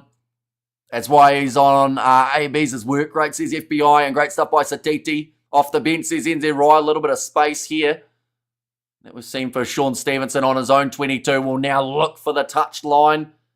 Looks like it's going to hang up in the air for a while, but does go into touch around halfway. Score, says Mohadin. The score is still, after 75 minutes, 19 points to 13. Once again, this game could come down to 1 point. Right. I think they've just said there, Harry Plummer makes his way on. Xavier Rowe on for Cortez Ratama. The last 4.5 minutes, big shot on Cole Forbes by Atenai Nanai Satoro. Now moving up to the halfway line, it will be the replacement lay. 4 minutes left. Still anyone's game. Josh Berry trying to get through and sneaks past Samapeni Finau. Sam Knock back to Ioane. Tried to sneak through the gap. Sam Knock again goes left to Harry Plummer. He is heading overseas at the end of the season. Xavier Rowe almost able to get that steal. Satutu drops his head and runs straight at Rampling. Sam Knock back to the right, 45 metres out from the line. One big penalty here could be the game changer. Ollie Norris tried to get it. Knocked back across to Tui Pelotu.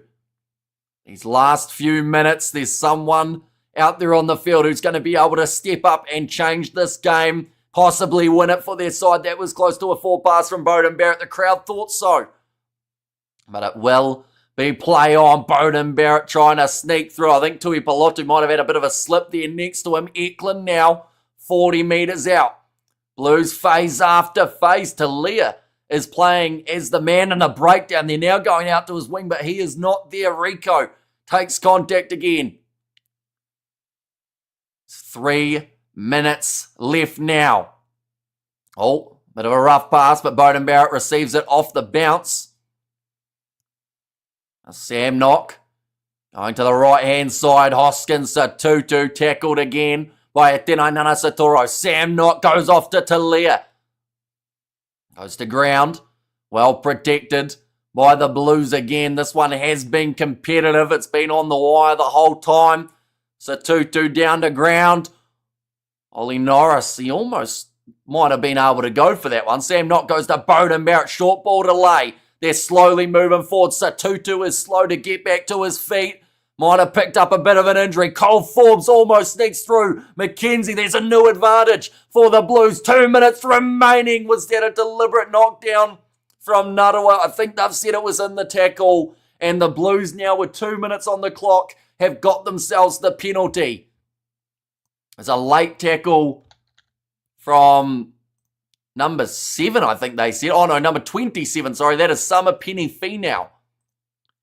You just have to ask the question, should they have taken him off at the time due to his injury? Right, what's the decision here from the Blues? It comes down to a kick for the corner from Beauden Barrett with 90 seconds on the clock. Barrett, the safe option there. This one will be about 12 metres out from the try line. If the Blues win, both of these sides advance to the semi-finals, which then means that only one of the Brumbies or the Hurricanes will make their way through to the next stage.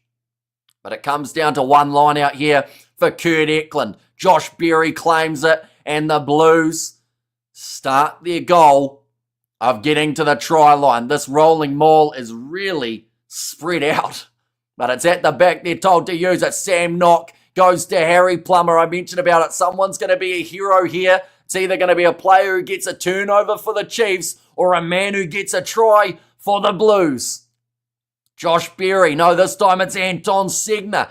Xavier Rowe trying to get in the breakdown. Sam Knock back to Satutu. 1 metre out, or sorry, I should say 10 metres out. Beauden Barrett, directional switch. Oh, he's run straight into Tupavai and he's got himself within a couple metres. They're being told to use it. Sam Knock yelling at his forwards to get in the right position. Pick and go from Kurt Eklund. Ta'aval off delay. 2 metres out. Segner hit early by, I believe, who was that? Who hit him? I'm not even sure who that was, but he's ended up under the breakdown, so I don't think we're going to find out. Oh, it was Natoa Akoi. Didn't he get taken off the field like not that long ago? There's a new advantage to the Blues. The 80-minute siren sounded. Tui Pelotu close to the line. The Blues, though, they know that they need the conversion, or else we could have a repeat. A new penalty advantage here for the Blues. Pick and go. Tarval tries to crawl forward. Satutu passes it off to Beauden Barrett, shovels it on to Clark. And 3 Chiefs players getting in there. Rico Ioane fends off McKenzie and dumped down by Gideon Rampling. Now Segner, new advantage for the Blues. McKenzie trying to get in the breakdown. This is just phase after phase after phase. Talia playing half, goes to Eklund again. New advantage maybe from Gardner once more. Now the Blues, They'll go back towards the post. The 2-2 gets it down. But they'll check it. Time is off. So 2-2 thinks he scored it. This might just about be the try for the Blues that keeps their season alive. On-field decision is try. They want to see whether or not there's a crawl. Why are we checking this one but not the one from Eklund? This one looked better than Eklund's one, but they will be going upstairs. I've got a penalty advantage up my sleeve, says Angus Gunn. I don't know why he got a British accent when I said that, but... Wait, he's crawling towards the try line beforehand. They're going to roll this out.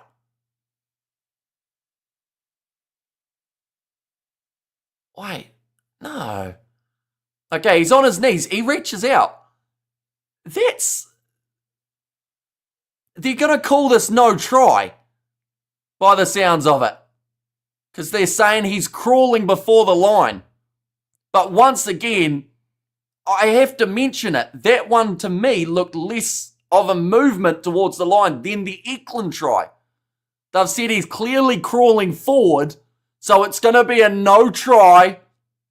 However, there's a penalty between the sticks 5 meters out, so they're going to keep on going, ladies and gentlemen. But we are 81 minutes through. It is 19 points to 13, and the Blues still need that converted try. And WDF says Dan there. And crawling aloud, says Josh. And it's a try, says Nishal. And yes, says Roof. And penalty try, says King Zion. Yeah, I think that the Chiefs definitely needed to be on their last warning there for that. Well, not that it will make much of a difference in the last 30 seconds of this game. As how while crawling, says Shane. And the Blues have been robbed, says Aloy. And the Timo Blind, says Josh. And also, that's a try all the time. I guess Angus wants to get out of Waikato alive, says Red 7. Although he wasn't the one who went upstairs, or in terms of, like, it's not him who makes that end decision. It is the TMO. This one, his first name's Josh. I can't remember the last name. Probably a good thing. Keep crawling. Back to Auckland, says Riordan. This game's not over, though. We still have to remember that they have got a 5-meter scrum up against a 7-man forward pack of the Chiefs with a back involved as well. But now, will the Blues have another week? A semi-final, and like I said, then that makes the Hurricanes-Brumbies game must-see because only one of those sides will make their way through. Now, chance here for the Blues. I have to mention it again. The last one that they played at FMG Stadium, they lost by 1. Is this the redemption to win by 1? What a push that is from the Chiefs, but the free kick goes the way of the Blues due to the early shove. Now, they can't go a scrum because it is a free kick, which means that they do just have to tap this one. What happens to the Blues if they lose? If the Blues lose, they're out. If the Blues win, they're through to the semi to face the Crusaders next week. Now, Tui Palotu. Ball's still there for the Blues. 10 meters out from the line. Chiefs discipline has to be on point. Handling from the Blues has to be too. 5 meters out. Ta'aval goes off to Satutu. He almost scored just before. Can he finish it this time? There's a new advantage. This time for Tupavai. Not rolling away. Josh Perry reaches out and he will score it this time. That may just about keep the Blues in the competition. Now, 19 points to 18 will be the current score. Bowden Barrett now has to get this kick over, and nothing against Bowden. The man has scored a lot of points, but he's also had a few shanks in his time, and I'm not talking about Lamb. He has to make sure this one goes over the post. Deep breaths taken by Barrett. He's got it over, and the Blues have beaten the Chiefs by 1, and they will move on to the semi-finals. They have the Crusaders in Christchurch next week. The Chiefs, for now, potentially have lost their home final, and instead it could be the Crusaders who host it, depending on what happens next week. But the Blues, they have kept their season alive. The Chiefs are disappointed. Of course, this one will sting, but they do still play next week anyway. They will take on the winner of the Hurricanes versus Brumbies. So if you were one of those two sides in Australia, sitting watching this game, getting ready to warm up for your contest, you now know your game is no longer just for the sake of playing. It is now a decider that will determine who still gets the chance. I'm crying out now for my Blues, says Vito Skux, out of the Chiefs Stadium, because they are top qualifier and there's 6 teams in the playoffs rather than 8. Rico Ioane got his hands out at the moment. What is Rico? He's walking around like this at the moment. Rico's got his arms out. He's got his chest puffed up. I'm sure he'll be on Instagram later arguing with people in the comment section, but he's a very happy man. Goes over, gives a handshake to Amoni Narawa. The season's still alive for this Blues team. And up the Blues, says Aloy. Rico, once again, signalling to the crowd as if to say, did you not think that we could do it? Blues were more hungrier, says Ski. Both teams butchered tries. That's what I will remember, says Lollipop. And let's go the Blues, says LFG. And Blues are going to win 2 in a row. And Crusaders will finish off the Blues, says O'Brien. And there as well. So you're telling me the Chiefs ain't out of this? They are not at all. Anyone who is worried that the Chiefs do not get to play anymore, that is not true. They will be playing next week at FMG Stadium, so they will once again be there, but they will be playing at FMG Stadium up against the winner of Hurricanes versus Brumbies. Odorico saying in the comments says he's been arguing with a few people who have called him a bad centre throughout the week I have seen. So he pretty much just said, watch me, and he's on a semi-finalist team now. Canes have a tough rough up ahead against the Brumbies. Yeah, although the Hurricanes did beat the Brumbies last time that they played. So you're telling me the Chiefs fell off their high horse, says Dev. In a way, but they are still going to be in with a very good shot, because if we do see the Blues beat the Crusaders, then the Chiefs, if they win their semi-final, they're back to a home final. But there is a good chance now that the final will be in Christchurch rather than in Hamilton. Why is the format like this? Because they wanted to confuse people, I think is the best way of describing it. Chiefs have world-class chokers, although they're still in the competition as well. They still play next week at home, but they might be heading to Christchurch rather than heading or continuing to be in Hamilton. But nonetheless, I do thank you all very much for tuning in. This was the first of 4 streams that we have got today. Hopefully they're all this close. Would be pretty incredible if that is the case. But the next game will be starting in around 30 minutes time. That is Brumbies versus Hurricanes. The game after that is the semi-final of the URC between Glasgow and Leinster. That is starting at 1:30 a.m. New Zealand time. And then there is a South African derby taking place too. And that one is going to be the Bulls versus the Sharks. That is at 4 a.m. New Zealand time as well. So those are the next 3 streams. But nonetheless, I do thank you all very much for tuning in. If you did enjoy, of course, be sure to leave a like and subscribe to the channel. And I will see you all for the next one.